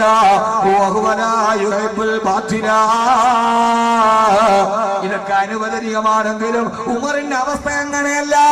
കഴിഞ്ഞ കാലഘട്ടങ്ങളിൽ ഇതൊക്കെ കണ്ട് രസിച്ചു പോയ തൗബയുടെ നിഴലിലാണ് ഉമർ. ഉമറിനതൊന്നും ഇഷ്ടമല്ല. ഉമർ റളിയല്ലാഹു അൻഹുവിനെ സഹാബത്തിനെ അടിച്ചോടിക്കും. അതുകൊണ്ട് ഉമറിനെ പേടിച്ചിട്ട് അവരോടിയതാണ് ആയിഷ. ഇത് കേട്ടപ്പോഴാണ് ആയിഷ ബീവിക്ക് സമാധാനമായത്. അല്ലാഹുവിന്റെ റസൂൽ നബി മുഹമ്മദ് മുസ്തഫ സല്ലല്ലാഹു അലൈഹി വസല്ലമ കൊച്ചുകുട്ടിയെ പോലെ ഭാര്യയോട് ഇടനേരങ്ങളിൽ വാത്സല്യം പകർന്നു കൊടുത്ത മുത്തുനബി. ആയിഷ ബീവി ഇഷ്ടമാണ് പലപ്പോഴും യാത്രയ്ക്ക് കൊണ്ടുപോകാറുണ്ട്. അതുകൊണ്ട് ഭാര്യമാരെ യാത്ര കൊണ്ടുപോകണേ. അവരെ വല്ലപ്പോഴും ഒക്കെ ജീവിതത്തിന്റെ തിരക്ക് പറഞ്ഞു മാറി നിൽക്കരുത്. അവരെയും മക്കളുമായി വാപ്പയുടെ കൂടെ വരാൻ മക്കൾക്ക് വല്ലാത്ത ആഗ്രഹമുണ്ട്. വാപ്പയുടെ കൈവിരലിൽ പിടിച്ചിട്ട് നടക്കാൻ മക്കൾക്ക് ആഗ്രഹമുണ്ട്. ജീവിതത്തിൽ മറക്കാൻ കഴിയാത്ത രണ്ട് വാക്കുകളെയുള്ളൂ. ജീവിതത്തിൽ മറക്കാൻ കഴിയാത്ത, പകരം വെക്കാൻ കഴിയാത്ത രണ്ട് അനുഭവങ്ങളെയുള്ളൂ. ഒന്ന്, കുളിച്ചിട്ട് കയറി വരുമ്പോ മോനെ മുടിയിൽ വെള്ളമുണ്ടല്ലോ എന്ന് പറഞ്ഞ് തലയിൽ വെച്ചിരിക്കുന്ന തലമുണ്ടെടുത്തിട്ട് ഉമ്മ ചേർത്ത് പിടിച്ചിട്ട് തല തോത്തി തന്ന ബാല്യകാലം, അതൊരു വല്ലാത്ത ബാല്യകാലമാണ്. എത്ര നല്ല 5 സ്റ്റാർ ഹോട്ടലിലെ ബാത്ത് ടബിൽ കുളിച്ചാലും പുഴയിലോ കിണറ്റിലോ പോയി കുളിച്ചിട്ട് കയറി വരുമ്പോ മോനെ തലമുടിയിൽ വെള്ളമിരിപ്പുണ്ട്, പനി പിടിക്കും കൺമണിയെ എന്ന് പറഞ്ഞ് പിടിച്ച് നെഞ്ചോട് ചേർത്ത് പിടിച്ചിട്ട് തലയിലിട്ട് ഉമ്മാടെ തട്ടമെടുത്തിട്ട് തലമെല്ല തോത്തി തന്ന ഒരു സുഖമുണ്ട്. ഉമ്മാന്റെ മടിത്തട്ടിലേക്ക് മുഖം ചേർത്ത് വെച്ചിട്ട് ആ തലമുടി കോതി തന്നതിനൊരു സുഖമുണ്ട്. ആ സുഖം പിന്നീട് ജീവിതത്തിൽ തിരിച്ചു കിട്ടുന്ന സുഖമല്ല, അല്ലെ? ആ ഒരു സുഖം അത് തോർത്തല്ല. ഉമ്മയുടെ തലയൊക്കെ തട്ട ഊരിയിട്ട് ഉമ്മ ചേർത്ത് പിടിച്ചിട്ട് തോത്തി. അല്ലാഹു നമ്മുടെ മാതാപിതാക്കൾക്ക് മഗ്ഫിറത്ത് കൊടുക്കും. പിന്നെ അതിന് ഇപ്പൊ കൊതിച്ചാലും ഞാൻ ഇപ്പോഴും എന്റെ ഉമ്മാടെ അടുത്തോട്ട് തലയിൽ വെച്ചിട്ടിരിക്കും. പേൻ നോക്കാം, പേനൊന്നുമില്ല, അത് രസമാണ്. അത് പിന്നെ തിരിച്ചു മിനിങ്ങാന്ന് 2 ദിവസം വീട്ടിൽ കിട്ടി. മിനിങ്ങാന്ന് ഉച്ച കഴിഞ്ഞാൽ ഉമ്മാടെ അടുത്ത് പോയിരുന്നു, തലേ പേനൊക്കെ നോക്കിട്ട് ഒന്നുമില്ല, പേനൊന്നുമില്ല. എന്നാലും ആ പഴയ കാലം അള്ളാഹു നമ്മുടെ ഉമ്മമാർക്ക് പുറത്തു കൊടുക്കും.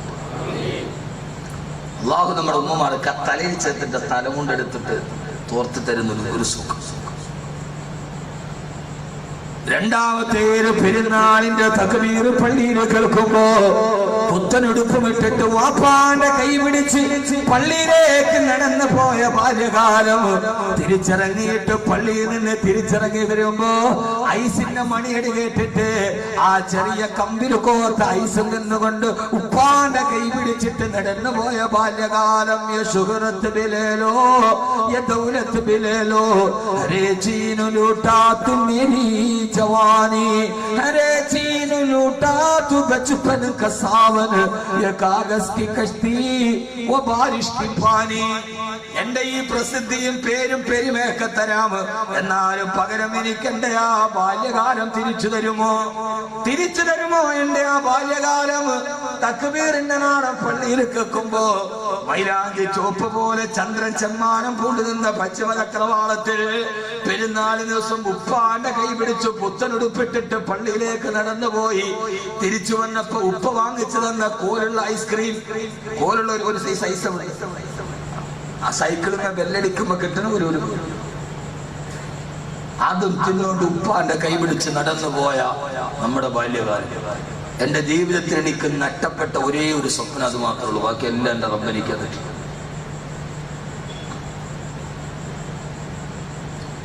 അള്ളാഹു നമ്മുടെ ജീവിതം നന്നാക്കി തരട്ടെ. അള്ളാഹു നമ്മുടെ മാതാപിതാക്കൾക്ക് പുറത്തു കൊടുക്കട്ടെ. അള്ളാഹുരുടെ ഖബറിടം വിശാലമാക്കി കൊടുക്കട്ടെ.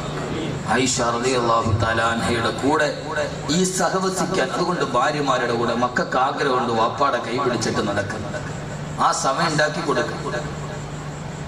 ഞാനിത് പറയുന്നത് ഞാൻ പറയാനുള്ള ഒരു സാധാരണ വാക്ക് പോലെയല്ല. എന്റെ ജീവിതത്തിൽ ഞാനിതൊക്കെ ചെയ്തിട്ടാണ് നിങ്ങളോട് പറയുന്നത്. ഇപ്പൊ കൊല്ലം ആശ്രാമ മൈതാനത്തിൽ വലിയ ഫെസ്റ്റ് നടക്കുന്നുണ്ട്, വേണാട് ഫെസ്റ്റ്. നിങ്ങൾ ഇവിടെ കിടന്നാൽ മതി. അവിടെ വന്ന് ഭാര്യ മക്കളൊക്കെ ആയിട്ട് പോയി ഗ്യാസ് മതി. അവിടെ നല്ല പച്ചക്കറി വിത്ത്, നാടൻ വിത്ത്, നല്ല കുറെ കരകൗശല വസ്തുക്കള്, കുട്ടികൾക്ക് കളിക്കാൻ കുറച്ച് ഊഞ്ഞാല്. ഞാൻ ഇന്നലെ വൈകുന്നേരം പോയി മക്കളൊക്കെ. അപ്പൊ അവിടെ പോയപ്പോ ഒരു ചെറിയൊരു മിഷ്യൻ വിളിച്ചു. അവരെ ഇന്ന് 133 വെച്ചത്. നാളെ ഇത് മേടിക്കാൻ ആളുണ്ടോന്ന് അറിയാൻ പാടില്ല. നാളെ നമ്മുടെ ജീവിതം എങ്ങനെയാണെന്ന് അറിയാൻ പാടില്ല. അസറായി വരുമെന്ന് അറിയാൻ പാടില്ല. അതിന് മുമ്പേ കുറച്ച് ജ്യൂസ് അടിച്ചു കുടിക്കും, മിഷ്യൻ മേടിക്കും. എനിക്ക് അപ്പോഴേ മനസ്സിലായി ഇവൻ ഏതോ ബിരുദനാണ്. അപ്പൊ അത് വാങ്ങിക്കാൻ ഞാനും ഭാര്യ കൂടെ പോയപ്പോ കുറെ നേരം നോക്കിയിട്ട് എന്നോട് ചോദിച്ചു, അക്കവിയാണോ? ഞാൻ പറഞ്ഞു അതെ. എന്നെ കെട്ടിപ്പിടിച്ചൊരു ഉസ്താദേ, ഞാൻ എല്ലാ വാദവും കേൾക്കും. ഞാൻ എന്റെ പരസ്യം കണ്ടപ്പോഴേ എനിക്ക് മനസ്സിലായി എല്ലാ വാദവും അമ്മാതിരി പരസ്യം. ഞാൻ ഉപ്പറസൂൽ പെരുന്തൽമണ്ണക്കാരനാണ്. അപ്പൊ അവൻ എന്നോട് ചോദിച്ചു, ഉസ്താദ് ഇതിനൊക്കെ സമയം കിട്ടാറുണ്ടോ? സമയം കിട്ടിയില്ല പിന്നെ നമ്മളങ്ങനെ ഭർത്താവാകുക? നമ്മുടെ മക്കളുമായിട്ട് എടുത്ത് യാത്ര ചെയ്യാൻ കഴിയും. നമ്മളങ്ങനെ നമ്മുടെ മക്കൾക്ക് ഓർമ്മ വേണ്ടേ? നാളെ വയസ്സായിട്ട് കിടക്കുമ്പോ എന്റെ വാപ്പ എന്നെയും കൊണ്ട് നടന്നു പോയൊരു സ്മരണ നമുക്ക് ഉണ്ടാവണ്ടേ? എന്നാലല്ലേ മക്കൾ വാപ്പയുടെ സ്നേഹം ഉണ്ടാവും. മറക്കാൻ കഴിയാത്ത കുറെ നിമിഷങ്ങൾ നമ്മുടെ മക്കൾക്ക് നമുക്ക് സമ്മാനിക്കാൻ കഴിയണ്ടേ നമ്മുടെ ജീവിതത്തിൽ?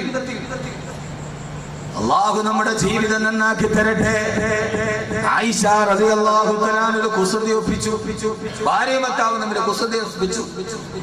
ആയിഷ ബിയുടെ ഒട്ടകട്ടില്ല പോകുക. അന്ന് നറുക്കിട്ടപ്പോ സമയം വളരെ കുറവാണ്. നറുക്കിട്ടപ്പോ ആയിഷ ബിവിക്ക് ഹഫ്സയ്ക്ക് നറുക്ക് വിടുന്നത് റളിയല്ലാഹു അൻഹു. ഹഫ്സ ബീവി വന്നിട്ട് പറഞ്ഞു, ആയിഷ, ഇന്ന് നിന്റെ ഒട്ടകക്കട്ടിൽ ഞാൻ കയറിയിരിക്കും, എന്റെ ഒട്ടകക്കട്ടിൽ നീ കയറിയിരിക്കണം. റസൂലുള്ളാഹി സ്വല്ലല്ലാഹു അലൈഹി വസല്ലം ഇശായൊക്കെ കഴിഞ്ഞിട്ട് രാത്രി മങ്ങുമ്പോ വന്ന് നീ ഉണ്ടെന്ന് കരുതി നിന്റെ ഒട്ടകക്കട്ടിൽ കയറും. അപ്പൊ അവിടെ ആരായിരിക്കും? ഞാനായിരിക്കും. മറ്റന്നാൾ കയറുമ്പോൾ അവിടെ നീ ആയിരിക്കും. രണ്ട് ഭാര്യമാരും കൂടി ഒത്തു ഭർത്താവിന് ഒന്ന് ചെറിയൊരു തമാശ ഒപ്പിക്കാം.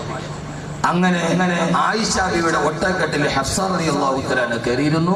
ഹഫ്സ റളിയല്ലാഹു തആല ഒട്ടകക്കട്ടിൽ ആയിഷ ബീവി കയറിയിരുന്നു. റസൂലുള്ളാഹി സ്വല്ലല്ലാഹു അലൈഹി വസല്ലം നിസ്കാരം കഴിഞ്ഞ് വന്ന് കയറി. ഹബീബായ റസൂലുള്ളാഹി സ്വല്ലല്ലാഹു അലൈഹി വസല്ലം ആയിഷ ബീവിയുടെ ഒട്ടകക്കട്ടിൽ കയറുമ്പോ അവിടെ കണ്ടത് മറ്റാരുമല്ല, ഫൈദാ ഹിയ ബിഹഫ്സ. അവിടെ ഹഫ്സ റളിയല്ലാഹു തആല ഇരിക്കുകയാ. റസൂലുള്ളാഹി സ്വല്ലല്ലാഹു അലൈഹി വസല്ലം സലാം പറഞ്ഞു മടക്കി. പിന്നീട് അല്ലാഹുവിന്റെ റസൂൽ ഒന്നും മിണ്ടിയില്ല. അവരായാത്ത് തുടർന്നിട്ട് വിശ്രമത്തിന് വേണ്ടി പാതിരാ സമയത്തൊരു മരുഭൂമിയിൽ തമ്പടിച്ചു. രാവിലെ സുബഹി നമസ്കാരത്തിന് വേണ്ടി എല്ലാവരും എഴുന്നേൽക്കുമ്പോ ആയിഷ റളിയല്ലാഹു തആല തന്റെ ഒട്ടകക്കട്ടിലിന്റെ വാതിലൂടെ വെളിയിലേക്ക് തലയിട്ടിട്ട് നോക്കുകയാ. ഹബീബായ നബി തങ്ങളുടെ ഒട്ടകക്കട്ടിലേക്ക് ഒരു കൊച്ചുകുട്ടിയെ പോലെ തലയാട്ടിയിട്ട് കളിപ്പിച്ചല്ലോ നബിയേ, പറ്റിച്ചല്ലോ നബിയേ എന്ന കളിതമാശ പറയാൻ തന്റെ ഒട്ടകക്കട്ടിൽ നിന്ന് വായുവിലൂടെ തലയിട്ട് നോക്കുമ്പോ ഹബീബായ നബി തങ്ങളെ പറ്റിച്ച സന്തോഷത്തോടെ കളിതമാശ പോലെ നോക്കുമ്പോ ആയിഷ റളിയല്ലാഹു തആല കാണുന്നത് ഹബീബായ നബി തങ്ങളുടെ മുഖത്ത് വല്ലാത്ത വിഷമവും പ്രയാസവുമാ. ഹബീബായ നബി തങ്ങളുടെ മുഖത്ത് വല്ലാത്ത പ്രയാസം കാണുമ്പോ ആയിഷ ബീവിക്ക് മനസ്സിലായി, ഇന്നലത്തെ തമാശ തന്റെ ഭർത്താവിന്റെ മനസ്സിന് ദുഃഖമുണ്ടാക്കിയിട്ടുണ്ട്. അതേപോലെ ഹൃദയത്തിലുണ്ടായിരുന്ന സർവ്വ സന്തോഷവും കളിയും തമാശയും മാറി. തന്റെ പ്രിയപ്പെട്ട ഭർത്താവ് ഇന്നലെ രാത്രി തന്റെ കളി തമാശ കാരണത്താൽ ഒരു ദുഃഖം അനുഭവിച്ചിട്ടാണ് കിടന്നുറങ്ങിയതെന്ന് മനസ്സിലായപ്പോ ആയിഷ റളിയല്ലാഹു തആല ചെയ്തതെന്നറിയോ? ഓരോ പെണ്ണിനും ഈ ചരിത്രങ്ങൾ ഓരോ പാഠമാണ്. ലഖദ് ഖാന ഫീ ഖസസിഹിം ഇബ്റത്തുൻ ലിഉലിൽ അൽബാബ്. ഓരോ ചരിത്രത്തിന് മുമ്പിൽ ഗുണപാഠത്തിനാണ് പടച്ചറപ്പത് പറയാ. ആയിഷ ബീവി റളിയല്ലാഹു തആല നേരെ എഴുന്നേറ്റു പോയി. ഇത് പുല്ലുകളെ തലച്ച് മന്ദരിച്ചു നിൽക്കുന്ന ഒരു കാട്ടിലേക്ക് ചെന്നിട്ട് ആയിഷ ബീവി തന്റെ കാലുകൾ ആ ഇത് പുൽക്കൂട്ടത്തിന്റെ ഇടയിലേക്ക് തിരികെ വെച്ചുകൊണ്ട് അവിടെ നിന്ന് പൊട്ടിക്കരയാൻ തുടങ്ങി. ഭർത്താവിന്റെ മായിട്ട് വടക്കുണ്ടാകുമ്പോ സാധാരണ സമയത്ത് പെണ്ണുങ്ങൾ പറയാറുണ്ട്, അല്ലാഹുവേ ഇടിവെട്ടിയിട്ട് ഞാൻ മരിച്ചു പോയിരുന്നെങ്കിൽ, എന്നെ പാമ്പ് കടിച്ചു മരിച്ചു പോയിരുന്നെങ്കിൽ. ഇത് സാധാരണ പറയുന്ന ചില വാക്കുകളാ. ആയിഷ റളിയല്ലാഹു തആല ഇത് പുൽക്കൂട്ടത്തിലേക്ക് തന്റെ കാലിറക്കി വെച്ചുകൊണ്ട് അവിടെ ഇരുന്ന് പൊട്ടിക്കരഞ്ഞുകൊണ്ട് ദുആ ചെയ്തു. അല്ലാഹു കണ്ണിലൂടെ കണ്ണുനീര് തടഞ്ഞ് തുടങ്ങി പൊട്ടിക്കരയുമ്പോ ഇന്ന് രാത്രി എന്റെ തമാശ കാരണത്താൽ എന്റെ ഭർത്താവിന്റെ മനസ്സ് വേദനിച്ചല്ലോ അല്ലാ എന്ന കരച്ചിലിന്റെ ഇടയിൽ ഇടക്കിടക്ക് പറയുന്നുണ്ട്, അല്ലാഹുവേ അല്ലാഹുമ്മ സല്ലി അലയ്യ ഹയ്യതന ഔ ഖാരിബാ. അല്ലാഹുവേ പടച്ചവനെ, ഈ പുൽക്കൂട്ടത്തിന്റെ ഇടയിൽ നിന്ന് ഒരു പാമ്പോ ഒരു തേളോ വന്ന് ആയിഷയുടെ കാലിൽ കടിച്ചിട്ടു. ആയിഷ മരിച്ചു പോയിരുന്നെങ്കിൽ, ആയിഷ മരിച്ചിരുന്നെങ്കിൽ എത്ര നന്നായിരുന്നു റബ്ബേ. ഈ പുൽക്കൂട്ടത്തിൽ നിന്ന് പാമ്പോ തേളോ വന്നിട്ട് ആയിഷയുടെ കാലിലൊന്ന് കടിച്ചിരുന്നെങ്കിൽ, ഇന്നലെ രാത്രി ഞാൻ കാരണത്താൽ എന്റെ ഭർത്താവിന്റെ ഹൃദയത്തിൽ വേദന ഉണ്ടായല്ലോ. ഇതാണ് പെങ്ങളെ ജീവിതം. എന്റെ കാര്യത്താൽ എന്റെ ഭർത്താവ് സങ്കടപ്പെടാൻ പാടില്ല. പൊട്ടിക്കരയവേ ആയിഷ ബീവി റളിയല്ലാഹു തആല പുറകിലൊരു കരസ്പർശനമേറ്റ് നോക്കുമ്പോ തന്റെ തൊട്ട് പുറകിൽ നിൽക്കുന്നുണ്ട് ലോകത്തിന്റെ മുത്ത് ഹബീബായ നബി മുഹമ്മദ് മുസ്തഫ സല്ലല്ലാഹു അലൈഹി വസല്ലമ. ഓടി വന്ന് പ്രവാചകൻ കയ്യിൽ തോളിൽ തട്ടിയിട്ട്, ആയിഷ ഞാൻ പൊരുത്തപ്പെട്ടു മോളെ എന്ന് ഭർത്താവിന്റെ വാക്ക് കേട്ടപ്പോഴാണ് ആയിഷ ബീവി എഴുന്നേറ്റ് കൈപിടിച്ചെഴുന്നേറ്റത്. എന്റെ പ്രിയപ്പെട്ട സഹോദരങ്ങളെ, ഈ ജീവിതത്തിൽ പറയുവാനത്ര, ഇവിടെ പൂരിപ്പിക്കുവാനത്ര, പറഞ്ഞാലും തീരാത്ത ലോകചരിത്രത്തിന്റെ വിസ്മയം പോലെ ഹബീബായ നബി മുഹമ്മദ് മുസ്തഫ സല്ലല്ലാഹു അലൈഹി വസല്ലമ അല്ലാഹുവിന്റെ റസൂൽ സല്ലല്ലാഹു അലൈഹി വസല്ലമ കേട്ടും ഇഷ്ടപ്പെട്ട ഭാര്യയാണ് ബഹുമാനപ്പെട്ട ആയിഷ റളിയല്ലാഹു അൻഹാ. ഇത് ഉമർ റളിയല്ലാഹു തആല ഒരൊറ്റ വാക്കിൽ നിന്ന് കേൾക്കാം. അബൂബക്കർ റളിയല്ലാഹു തആല ഇഷ്ടപ്പെട്ട കൂട്ടുകാരനാ. ആയിഷ റളിയല്ലാഹു തആല ഇഷ്ടപ്പെട്ട ഭാര്യയാ. ഒരു ദിവസം ഉമർ റളിയല്ലാഹു തആല തന്റെ ഭാര്യയുമായി വഴക്കുണ്ടായി. അപ്പൊ ഭാര്യയോട് ചോദിച്ചു, പെണ്ണേ നീ ആരോടാണ് പേടിപ്പിക്കുന്നതെന്നറിയാവോ? അന ഉമറു, ഞാൻ ഉമറാണ്. ഞാൻ കിസ്റയെ കിടികിടാതെ ഉറപ്പിച്ച ഉമറാണ്. കിസ്റ ഭരിക്കും കൈസറും നേട്ടുന്നതാ. മിസ്റ് മുഖൗഖിസ് കേട്ടുടന് വിറക്കുന്നതാ. കിസ്റയെ കിടികിടാതെ ഉറപ്പിച്ച ഉമറാണ് ഞാൻ. എന്നോട് നീ കയർത്ത് സംസാരിക്കുന്നു പെണ്ണേ. ഉമർ റളിയല്ലാഹുവിനോട് ഭാര്യ കയർത്ത് സംസാരിച്ചു. ഉമർ റളിയല്ലാഹുവിന്റെ ഞാനോടാ സംസാരിക്കണമെന്നറിയാമോ? ഞാൻ കിസ്റയെ ഉറപ്പിച്ച ഉമർ. എസ് ഐ നാട്ടുകാരെ പേടിക്കും, വീട്ടിലെ പെണ്ണ് പേടിക്കില്ല. ആ നാട്ടിൽ എസ് ഐയെ പേടിയുള്ള ആൾക്കാർക്ക്, നാട്ടുകാർക്ക് ഭയങ്കര പേടിയായിരിക്കും, പക്ഷെ എസ് ഐയുടെ ഭാര്യയ്ക്ക് വീട്ടിൽ ചെല്ലുമ്പോൾ പറയുന്നില്ല. ഉമർ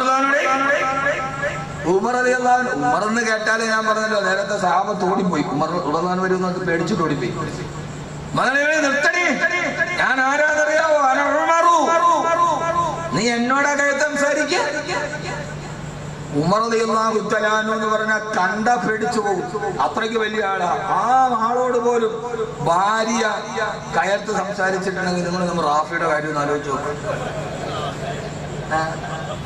അവനെ കണ്ട വിട്ടിട്ട് പോലും പേടിക്കും. അപ്പോ ഭാര്യ പറഞ്ഞു, അത്രേ നിങ്ങൾ എന്നെ ഭയപ്പെടുത്തണ്ട. വകാനത്ത് അസ്വാജുൻ നബി സ്വല്ലല്ലാഹു അലൈഹി വസല്ലം തുറാജിന കലാ. അല്ലാഹു അള്ളാന്റെ റസൂലിന്റെ ഭാര്യമാര് റസൂലുള്ളാഹിയോട് കയർത്ത് സംസാരിക്കാറുണ്ടല്ലോ. അള്ളാന്റെ റസൂല് നിങ്ങളെക്കാൾ വലിയ ആളല്ലേ. എത്ര രസമാണ് ഇതൊക്കെ കേട്ടിരിക്കാൻ. ഹബീബായ നബി തങ്ങളുടെ സഹാബത്തിന്റെ വീട്ടിലെ കഥയാ. അതാ പറഞ്ഞത് കുടുംബ ജീവിതം വേറൊരു എപ്പിസോഡാണ്. അവിടെ നമ്മളുടെ റോള് വേറെയാണ്, ഈ സ്റ്റേജിലെ റോളല്ല. ഹബീബായ നബി തങ്ങളെ നിങ്ങളെക്കാൾ വ്യക്തിത്വമുള്ള ആളല്ലേ. ഇത് കേട്ട ഉമർ റളിയല്ലാഹു തആല പേടിച്ചു പറച്ചു പോയി. നേരെ ഓടി തന്റെ പ്രിയപ്പെട്ട മകളെ ഹഫ്സയുടെ അടുത്തേക്ക്. ഹഫ്സ ബീവി ഹബീബായ നബി തങ്ങളുടെ ഭാര്യ. നബി തങ്ങളോട് ഭാര്യമാര് കയർത്ത് സംസാരിക്കാറുണ്ടെന്ന് വിവരം കിട്ടിയപ്പോ അള്ളാന്റെ റസൂലിന്റെ സഹാബി പേടിയോടെ ഓടുകയാ. മോളെ ഹഫ്സ, നബി സല്ലല്ലാഹു അലൈഹി വസല്ലമയോട് നിങ്ങൾ ഉറക്കെ സംസാരിക്കാറുണ്ടോ? ഉപ്പാന്റെ മുമ്പിൽ പേടിച്ച് വിറച്ചിട്ട് ഹഫ്സ ബീവി പറഞ്ഞു, അതെ മുത്തുനബിയോട് ഞങ്ങൾ ഇടയ്ക്കിടയ്ക്ക് അങ്ങനെ സംസാരിക്കാറുണ്ട്. ആ സമയത്ത് ഉമർ റളിയല്ലാഹു തആല പറഞ്ഞ ഒരു വാക്ക് നിങ്ങളോട് ഞാൻ ഓർമ്മിപ്പിക്കുകയാ. ബഹുമാനപ്പെട്ട ഉമർ റളിയല്ലാഹു തആല പറഞ്ഞു, ഹഫ്സ ലാ തഗ്തരി ബിബിനത ഇബ്നു അബീ ഖുഹാഫ. അബൂ ഖുഹാഫയുടെ മകന്റെ മകളെ ഞെളിയുന്നത് കണ്ടിട്ട് നീ ഹബീബായ നബിയുടെ മുമ്പിലെ ഞെളിയല്ല മോളെ, നീ ഉമറിന്റെ മോളാണ്. ലാ തഗ്തരി ബിബിനത ഇബ്നു അബീ ഖുഹാഫ. അബൂ ഖുഹാഫയുടെ മകന്റെ മകൾ, അബൂ ഖുഹാഫയുടെ മകൻ അബൂബക്കർ റളിയല്ലാഹു അൻഹു. അബൂബക്കർ റളിയല്ലാഹു അൻഹുവിന്റെ മകൾ ആയിഷ റളിയല്ലാഹു അൻഹാ. ആയിഷ നബി തങ്ങളോട് പലതും പറയും, നീ അത് കണ്ടിട്ട് പറയാൻ നിൽക്കണ്ട. കാരണം ആയിഷ ബീവിക്ക് അല്ലാഹുവിന്റെ റസൂലിന്റെ അടുക്കൽ പ്രത്യേക പരിഗണനയുണ്ട്. കാരണം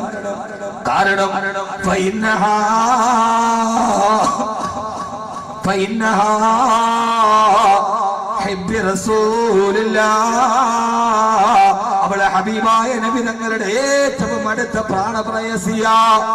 ഹബീബായ നബി തങ്ങളുടെ ഏറ്റവും അടുത്ത ആളാണ് ആയിഷ ബീവി. അതുകൊണ്ട് ആയിഷ ബീവിയുടെ സ്വാതന്ത്ര്യം നീ മുത്തുനബിയോട് എടുക്കണ്ട മോളെ. അത്ര കിട്ടമാണ് ഹബീബായ നബി സല്ലല്ലാഹു അലൈഹി വസല്ലമയ്ക്ക് ആയിഷ ബീവിയെ. അത്ര കിട്ടമാണ്. ആയിഷ ബീവിയുടെ കണ്ണ് നിറഞ്ഞാൽ സഹിക്കാൻ പറ്റൂല. ഒരിക്കൽ സമയായോ?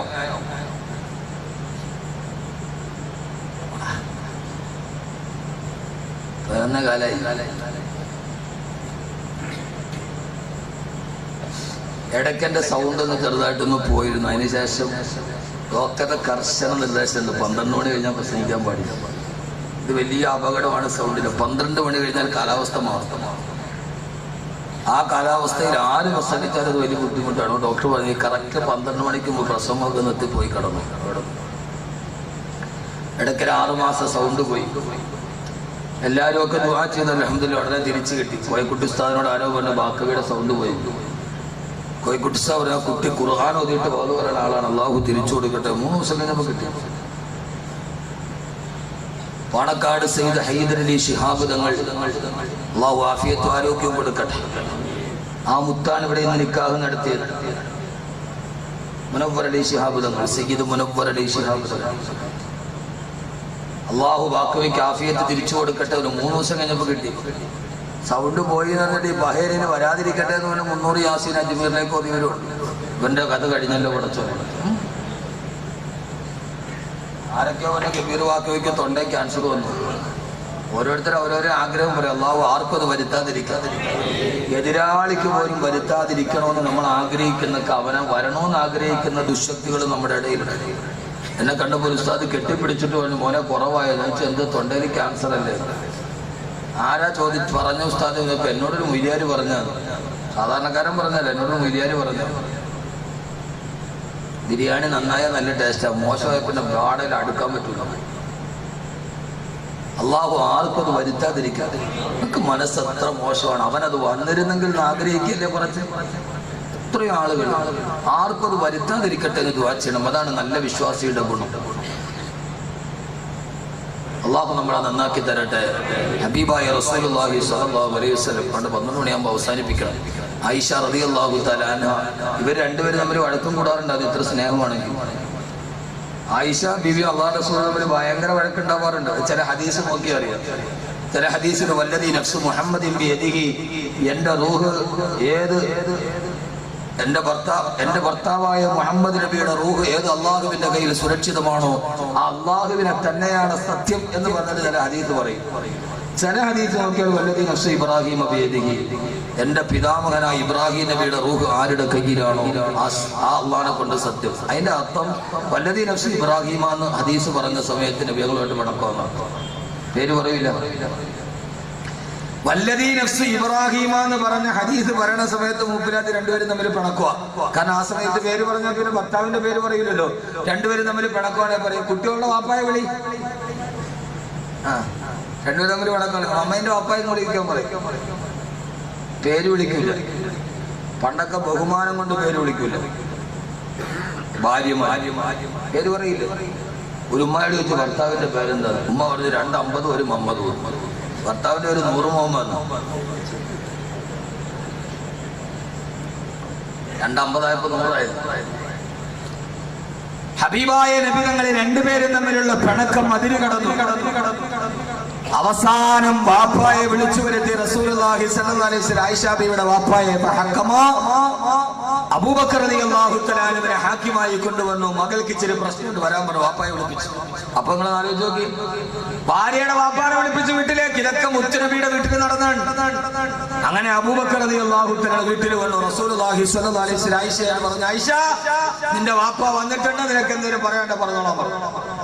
അപ്പൊ അടുക്കളയിൽ നിന്നിട്ട് ആയിഷ ബി പറഞ്ഞു, ആദ്യം നിങ്ങൾ പറഞ്ഞു, എനിക്ക് ഇച്ചിരി കഴിച്ചിട്ട് ഞാൻ പറഞ്ഞോളൂ, എനിക്ക് കുറെ കാര്യം പറയാനുണ്ട്. ആയിഷ ബീവി പറഞ്ഞു, നിങ്ങൾ ആദ്യം പറഞ്ഞു, ഞാൻ രണ്ടാമത് പറയുന്നത് എനിക്ക് കുറെ കാര്യം പറയാനുണ്ട്. എന്നിട്ട് പറഞ്ഞു, നിങ്ങൾ ആദ്യം പറയുന്നത് കൊള്ളാം, പക്ഷെ എന്നെ കുറിച്ച് വേണ്ടാത്ത കാര്യം എന്റെ വാപ്പായോട് പറയരുത്. ഇല്ലാത്ത കാര്യം നിങ്ങൾ ഇട്ട് പറയരുത് എന്റെ വാപ്പയോട്. ആദ്യം നിങ്ങൾ പറഞ്ഞു നബിയേ. ഇത് കേട്ട അബൂബക്കർ റളിയല്ലാഹു തആല ദേശം വന്നു. ചാടി എഴുന്നേറ്റ് കൈ നിവർത്തിയിട്ട് ആയിഷ ബീവിയുടെ മുതുകത്തൊരടിയും കൊടുത്തു. ആയിഷ ബീവി പൊട്ടിക്കരഞ്ഞു പോയി. ഭർത്താവിന്റെ മുമ്പിൽ തോറ്റും പോയി. വാപ്പാടെ കയ്യിൽ നിന്ന് മുതുകത്തടിയും കിട്ടി. ഇനി ഭർത്താവിന്റെ മുമ്പിൽ എങ്ങനെയാണ് തലപൊക്കി നിൽക്കുക? നിരാശയും സങ്കടവും കലർന്ന പ്രിയപ്പെട്ട ആയിഷ ബീവി വല്ലാതെ പൊട്ടിക്കരഞ്ഞു പോയി. ജാല്യതയോടെ കരയുമ്പോ ഇത് കണ്ടിട്ട് നബി തങ്ങൾക്ക് സഹിക്കാൻ കഴിഞ്ഞില്ല. എഴുന്നേറ്റ് പൊട്ടിക്കരയുന്ന പ്രിയപ്പെട്ട ഭാര്യ തന്റെ റിസാലത്തിന്റെ നെഞ്ചകത്തോട് ചേർത്ത് പിടിച്ചിട്ട് ആ കണ്ണുനീര് തന്റെ കൈ കൊണ്ട് തുടച്ചു മാറ്റിയിട്ട് അല്ലാഹുവിന്റെ റസൂല് ചോദിച്ചു, അബൂബക്കറെ മധ്യസ്ഥത പറയാനല്ലേ നിന്നെ വിളിച്ചത്? എന്റെ ഭാര്യ അടിക്കാൻ നിന്നോട് ആര് പറഞ്ഞു? അബൂബക്കറെ റളിയല്ലാഹു അൻഹു രണ്ടുപേരും തമ്മിൽ ഒന്നായി. അബൂബക്കർ റളിയല്ലാഹു തആല വെളിയിലായി. തന്റെ ഭാര്യയുടെ കണ്ണുനീര് കണ്ടു നിൽക്കാൻ മുത്തുനബിക്ക് കഴിയുന്നില്ല സല്ലല്ലാഹു അലൈഹി വസല്ലം. ഇത്രയേറെ സ്നേഹിച്ച് നടന്ന പ്രിയപ്പെട്ട റസൂലുള്ളാഹിയുടെ പ്രിയപ്പെട്ട ഭാര്യ ആയിഷ റളിയല്ലാഹു അൻഹാ ഞാൻ എന്റെ വിഷയത്തിന്റെ പ്രധാനപ്പെട്ട ഭാഗം പറഞ്ഞ് പരിസമാപ്തി കൊടുക്കുകയാ. ഈ ആയിഷ ബീവിയെ കുറിച്ചിട്ടാണ് അപവാദമുണ്ടായത്. ഈ ആയിഷ ബീവിയെ കുറിച്ചിട്ടാണ് അപവാദമുണ്ടായത്. ആയിഷ ബീവിയെ കുറിച്ചിട്ട് വ്യഭിചാരത്തിന് അപവാദമുണ്ടായി. പെങ്ങളെ, മുത്തുനബിയുടെ ഭാര്യയെ പോലും വെറുതെ വിടാത്ത സമൂഹമാണ് നമ്മുടെ സമൂഹം.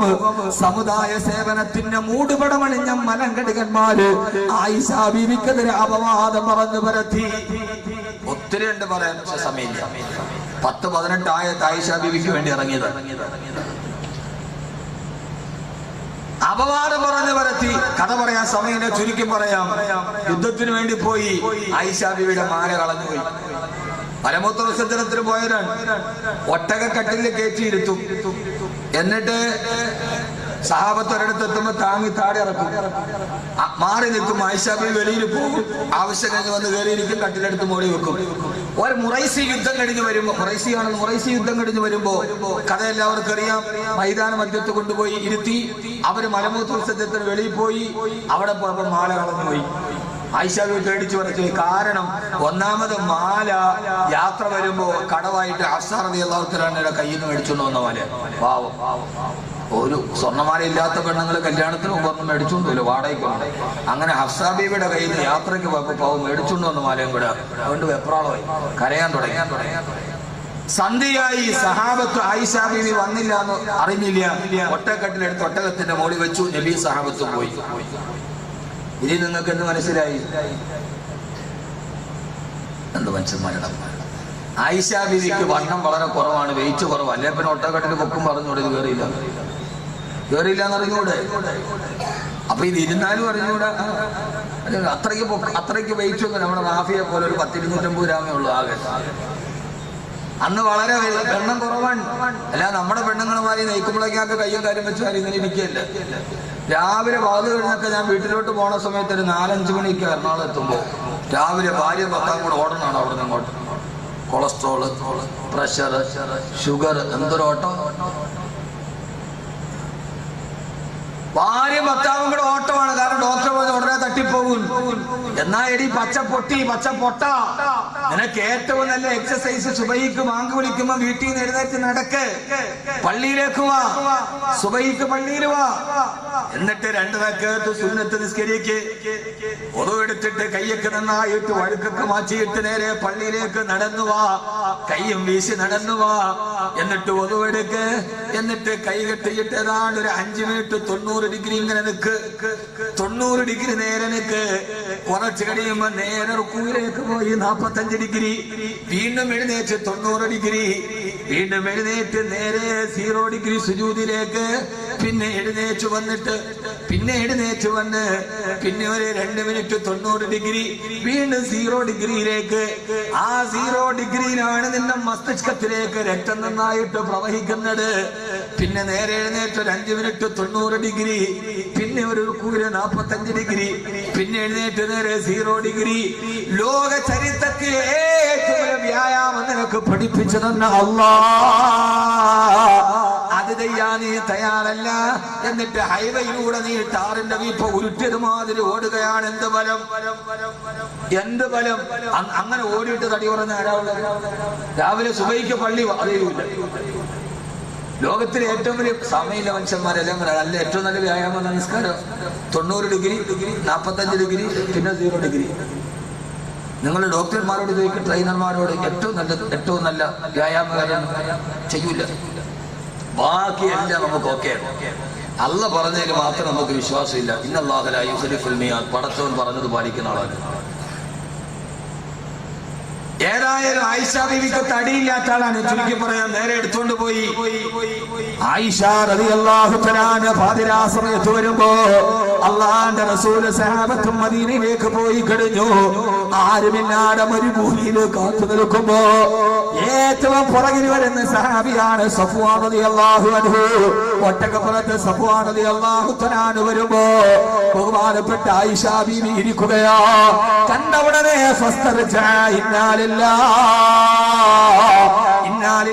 ഇസ്തിർജാവ് പറഞ്ഞു. ആയിഷ ബീവി ഒട്ടകപ്പുറത്ത് കയറി സഫ്വാൻ റളിയല്ലാഹു അൻഹു മാറി നിന്നു. അവസാനം മദീനയിലെത്തുമ്പോ സഹാബത്ത് നോക്കുമ്പോ ഒട്ടകത്തിൽ ആയിഷ ബീവി ഇല്ല. നിറം പിടിപ്പിച്ച കഥകളുമായി മുനാഫിക്കീങ്ങളെ രംഗത്ത് വന്നു. വയസ്സനായ നബി തങ്ങൾ ഉപേക്ഷിച്ചിട്ട് ആയിഷ ബീവി ഒളിച്ചു പോയടാ. അല്ലെങ്കിൽ ആയിഷ എവിടെ പോയി? അവസർപ്പക കഥകളെ വെല്ലുന്ന അപവാദങ്ങൾ മദീനയിൽ കൊടുമ്പിൽ കൊള്ളുമ്പോഴോ പിറ്റേ ദിവസം 2 ദിവസം കഴിയുമ്പോ സഫ്വാൻ റളിയല്ലാഹു തആല വന്ന സുമകനായ സഹാബിയുടെ ഒട്ടകപ്പുറത്ത് ആയിഷ ബീവി കടന്നു വരിക. ഇനി സാഹചര്യ തെളിവ് വേണോ? ഒരു യുവാവായ സഫ്വാന്റെ കൂടെ ആയിഷ ബീവി വന്നപ്പോ അന്നേ കാലത്തെ സമൂഹ സേവനത്തിന്റെ മൂടുപടമണിഞ്ഞ മലങ്കടുകന്മാർ അപവാദം പറഞ്ഞു പറത്തിയിട്ട് സഫ്വാൻ റളിയല്ലാഹു തആലവിനെ ചേർത്തു. ആയിഷ ബീവിക്കെതിരെ അപവാദം പറയാ. എന്റെ പ്രിയപ്പെട്ട പെങ്ങളെ, ഇതേവരെ ഞാൻ പറഞ്ഞതൊക്കെ പച്ചയായ ജീവിതത്തിലൊരു പച്ചപ്പെണ്ണ് ഏടക്ക് പ്രതിസന്ധികളെ അഭിമുഖീകരിക്കേണ്ടി വരുമോ? അതെല്ലാം അഭിമുഖീകരിച്ച പെണ്ണാ ആയിഷത്തു സിദ്ദീഖ റളിയല്ലാഹു തആല അൻഹാ. അവസാനം ഏതുവരെ നബി തങ്ങളുടെ സഹാബത്ത് പോലും ഈ കഥ വിശ്വസിച്ചു പോയി. ബിലാൽ റളിയല്ലാഹു തആല അടക്കമുള്ള ഹസ്സാൻ റളിയല്ലാഹു അൻഹു അടക്കമുള്ള സഹാബത്ത് വിശ്വസിച്ചു. ഹഫ്സ ബീവിയുടെ സഹോദരി ഹംന ബിൻത് ജഹ്ഷ് റളിയല്ലാഹു തആല അടക്കമുള്ള സൈനബ് റളിയല്ലാഹു അൻഹയുടെ സഹോദരി ഹംന റളിയല്ലാഹു തആല അടക്കമുള്ള സഹാബിയത്തുകളായ പെണ്ണുങ്ങളും വിശ്വസിച്ചു പോയി. പക്ഷേ ആയിഷ ബീവി ഇതൊന്നും അറിയുന്നില്ല. ഹബീബായ നബി തങ്ങൾക്ക് പോലും ഒരു വേള എന്തോ ഇതിലുണ്ടെന്ന് തോന്നുന്നൊരവസ്ഥയിലോട്ട് എത്തിയപ്പോ നബി തങ്ങളുടെ മനസ്സ് കൊണ്ടുപോയി താരേറ്റവും സ്നേഹിച്ച ആയിഷ അവൾക്കെതിരെ അപവാദ തെളിവ് കണ്ടപ്പോ അല്ലാഹുവിന്റെ റസൂൽ പറഞ്ഞു, ആയിഷ നീ നിന്റെ വീട്ടിലേക്ക് പോയിക്കോ ആയിഷ. ഒരു പ്രശ്നമുണ്ടാകുമ്പോ വീട്ടിലേക്ക് പറഞ്ഞു വിടുന്നത് പോലെ ആയിഷ ബീവി വീട്ടിലായി. അവരെല്ലാവരും വാപ്പയും ഉമ്മയും ഒക്കെ ആയിഷ ബീവിയെ കുറ്റപ്പെടുത്തുന്നുണ്ട്. പക്ഷെ അപ്പോഴും ആയിഷ ബീവിക്ക് ഗതിയറിയില്ല. പാതിരാ സമയത്ത് അബൂബക്കർ റളിയല്ലാഹു അൻഹുവിന്റെ വേലക്കാരനായ അബൂബക്കർ റളിയല്ലാഹു തആല മോചിപ്പിച്ച അടിമ മിസ്തഖ് റളിയല്ലാഹു തആല പോലും ഈ അപവാദം പ്രചരിപ്പിച്ചു. ആയിഷ ബീവിയുടെ വീട്ടിലെ വേലക്കാരൻ പോലും വിശ്വസിച്ചു പോയി. രാത്രിയിൽ പ്രാഥമിക ആവശ്യത്തിന് ആയിഷ ബീവി രാത്രിയിൽ ഇറങ്ങുമ്പോ ഹബീബായ നബി തങ്ങൾ മനസ്സ് ദുഃഖിച്ചിട്ട് പള്ളിയിൽ കിടക്കുകയാ. എന്റെ ആയിഷ, എന്റെ ആയിഷ. സ്നേഹത്തിന്റെ നറുമന്ത്രത്തിന്റെ ഇടയിൽ വിരഹത്തിന്റെ മാറാപ്പ് വേറി ആ നവദമ്പതികൾ ഒരു പുരുഷൻ അനുഭവിക്കേണ്ട മനോവേദന മുഴുവനും അനുഭവിച്ച നബിയെ സലാം ജിസ്തകർമേ ചാന്ദി തീന സൊനാത. അങ്ങ് ദുഃഖിതനും മാതൃകയാണ്, അങ്ങ് സന്തോഷവാനും മാതൃകയാണ്, അങ്ങ് പതിതനും മാതൃകയാണ്, അങ്ങ് പണ്ഡിതനും മാതൃകയാണ്. പൊട്ടിക്കരഞ്ഞുകൊണ്ട് മുത്തുനബി പള്ളിയിൽ പ്രാഥമിക ആവശ്യത്തിന് ഇറങ്ങുമ്പോ രാത്രി ആയിഷ ബീവിയുടെ കാലക്കല്ലിൽ തട്ടി മിസ്തഖ് റളിയല്ലാഹു അൻഹുവിന്റെ ഉമ്മ മിസ്തഹ് ആയിഷ ബീവിക്ക് കൂട്ടുപോയപ്പോ അവര് പറഞ്ഞു, മിസ്തഖ് നശിച്ചു പോകട്ടെ. ആയിഷ ബീവി ചോദിച്ചെന്ത് വർത്തമാനമാണ് ഈ പറയുന്നത്? മകൻ നശിക്കട്ടെ എന്നോ? അപ്പോഴാണ് ഉമ്മ മിസ്തഖ് റളിയല്ലാഹു അൻഹ ചോദിച്ചത്, ആയിഷ ഇതുവരെ നീ ഒന്നും അറിഞ്ഞില്ല ആയിഷ?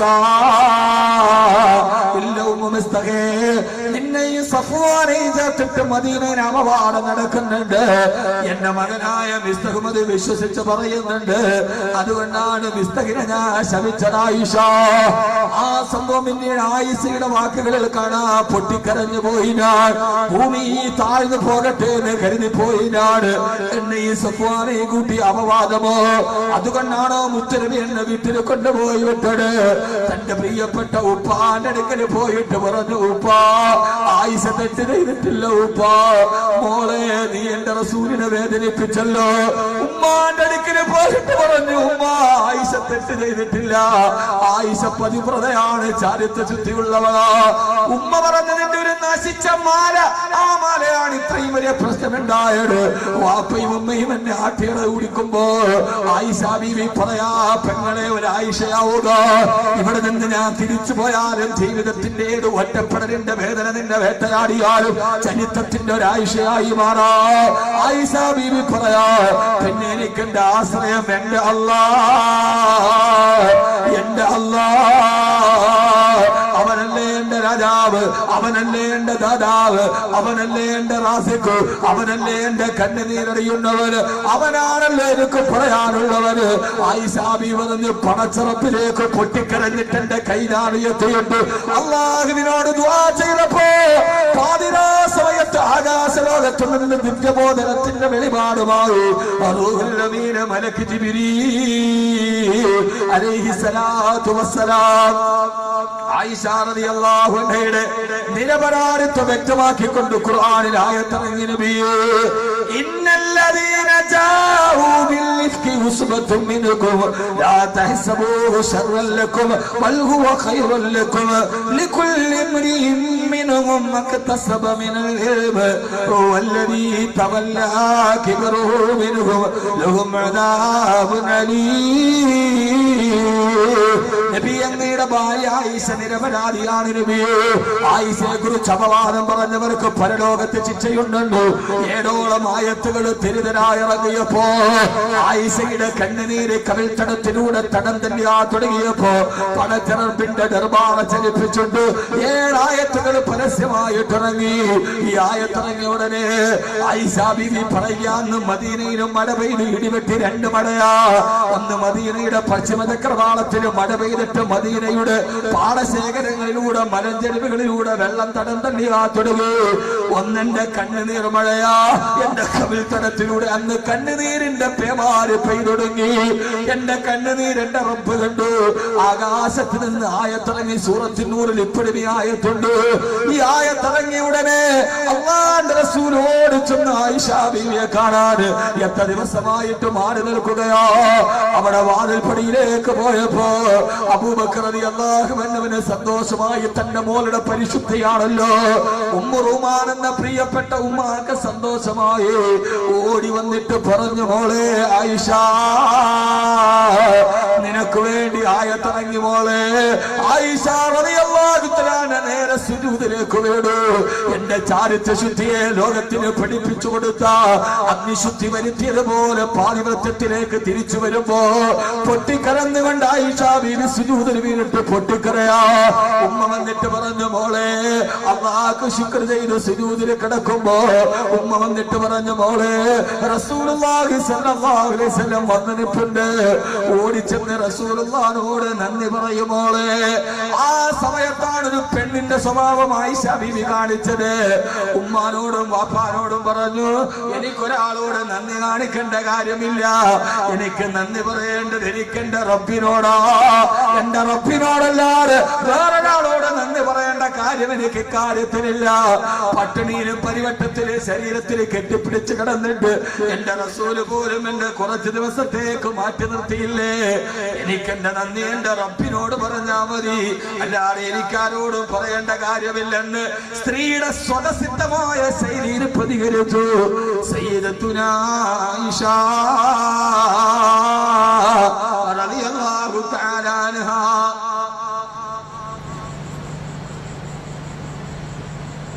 അല്ലാഹു നമുക്ക് ചിന്ത തരട്ടെ. ആമീൻ പറ.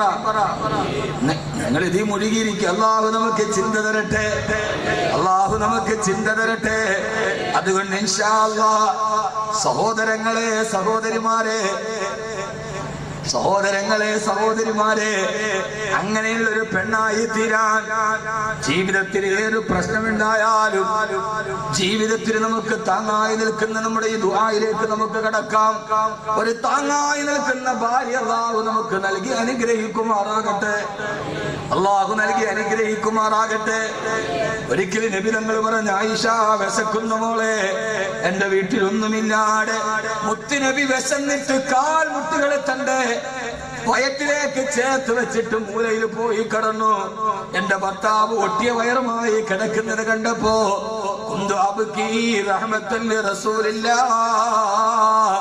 ഞാൻ വാതിൽപ്പടിയിൽ നിന്ന് പൊട്ടിക്കരഞ്ഞു പോയി.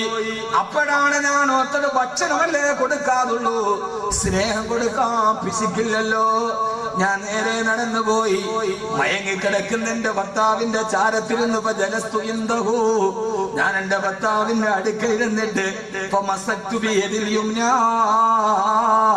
എന്റെ വലത്തെ കൈകൊണ്ട് എന്റെ ഭർത്താവിന്റെ ഒട്ടിക്കിടക്കുന്ന വയറ്റിന് ഞാൻ തലോടി കൊടുത്തു. ഞെട്ടിയെഴുതേറ്റ നബി തങ്ങൾ ചോദിച്ചു, എന്തേ ആയിഷ സഹിക്കാൻ കഴിയുന്നില്ല നബിയേ? പേടിക്കണ്ട മോളെ, നാളെ സ്വർഗത്തിന്റെ സ്വർണ്ണക്കട്ടിലിരിക്കാൻ പടച്ച റബ്ബ് നമുക്ക് അവസരം തരും. അവിടെ വിശപ്പില്ലല്ലോ എന്ന് തന്റെ ഭാര്യയുടെ കൈ പിടിച്ചിട്ട് ആശ്വസിപ്പിച്ചു സയ്യിദുനാ റസൂലുള്ളാഹി സ്വല്ലല്ലാഹു അലൈഹി വസല്ലം. അല്ലാഹു നമ്മളെല്ലാവരെയും ഭാര്യയോടത്ത് മക്കളോടത്ത് അല്ലാഹു സ്വർഗത്തിലെത്തിക്കുമാറാകട്ടെ. വളരെ നൈമിഷികമാണ് ജീവിതം. ഭാര്യ നഷ്ടപ്പെട്ടു പോയാൽ, മിനിങ്ങാന് തമിഴ്നാട്ടിലൊരു അപകടം നടന്നു. തമിഴ്നാട്ടിലൊരു അപകടം നടന്നു. 9 മലയാളികളാണ് മരിച്ചുപോയത്. തിരുവനന്തപുരം വിഴിഞ്ഞെടുത്തുള്ള 2 ക്രൈസ്തവ സഹോദരങ്ങൾ മരിച്ചിട്ടുണ്ട്, ഭാര്യയും ഭർത്താവും. 7 വർഷം അവർ ഒരേ നാട്ടുകാർ, 7 വർഷം പരസ്പരം ഇഷ്ടപ്പെട്ട് ദാരിദ്ര്യകാലത്താല് കല്യാണം കഴിക്കാതെ 7 വർഷം അവർ ഇഷ്ടത്തിൽ നിന്നു. അയാൾ ചെറുപ്പക്കാരൻ ഗൾഫിൽ പോയി. അവൻ കല്യാണത്തിന് ഡേറ്റ് വെച്ച് 7 വർഷത്തെ പ്രണയ പൂർത്തീകരണത്തിന് വേണ്ടി നാട്ടിൽ വന്നു. കല്യാണം കഴിച്ചു. 7ാമത്തെ ദിവസം ദൈവത്തിനെ പ്രീതിപ്പെടുത്താൻ വേളാങ്കണ്ണിക്ക് പോയതാണ്. തിരിച്ചു വന്നപ്പോ 7 വർഷത്തെ പ്രണയം കഴിഞ്ഞ് കല്യാണം കഴിഞ്ഞ് 7ാമത്തെ ദിവസം വേളാങ്കണ്ണിയിൽ പോയി. തിരിച്ചു വരുമ്പോ അപകടം നടന്നു. 7ാമത്തെ ദിവസം 7 ദിവസം മുമ്പ് മിന്നു കെട്ടിയ പള്ളിയിലേക്ക് 7ാമത്തെ ദിവസം അവരുടെ 2 പേരുടെ ഈ ചേതനയറ്റ ശവശരീരം കൊണ്ടുവന്നു. ഈ കഴിഞ്ഞ ദിവസം ഇതാണ് ജീവിതം. 7 വർഷം സ്നേഹിച്ചവർക്ക് 7 ദിവസം ഒരിച്ചു ജീവിക്കാൻ കഴിഞ്ഞില്ലെങ്കിൽ, ഭാര്യയെ വിട്ട് ഭർത്താവ് പോകുമ്പോ, ഭർത്താവിനെ വിട്ട് ഭാര്യ പോകുമ്പോ, പൊന്നു സഹോദരങ്ങളെ, ജീവിതത്തിന്റെ പ്രതീക്ഷ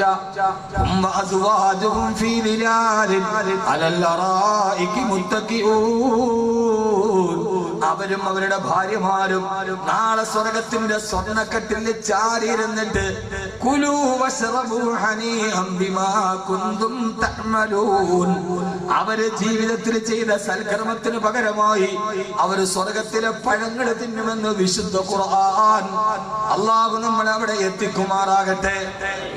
അല്ലാഹു നമ്മളെ അവിടെ എത്തിക്കുമാറാകട്ടെ. അല്ലാഹു നമ്മളവിടെ എത്തിക്കുമാറാകട്ടെ. ഇനി ആര് സദസ്സിൽ നിന്ന് എഴുന്നേക്കതിന് ദുആ കഴിഞ്ഞ് എഴുന്നേക്കാവൂ. അൽഹംദുലില്ലാഹ്, അല്ലാഹു നമ്മുടെ കുടുംബ ജീവിതം എത്തിക്കട്ടെ. ഒത്തിരി പറയാനുണ്ടെങ്കിൽ സമയത്തിന്റെ പരിമിതി കൊണ്ട് 4ാമത്തെ വർഷമാണ് ഈ വിനീതൻ ഈ പരിപാടിയിൽ പങ്കെടുക്കാം. ഇനി അടുത്ത വർഷം ഏതായാലും ഇൻഷാ അല്ലാഹ് ഉണ്ടാവാൻ സാധ്യതയില്ല. 4 വർഷത്തെയും 2 വർഷത്തെയും കൂടുതൽ ഒരേ സ്ഥലത്ത് ഇതുവരെ ഡേറ്റ് കൊടുത്തിട്ടുണ്ട്.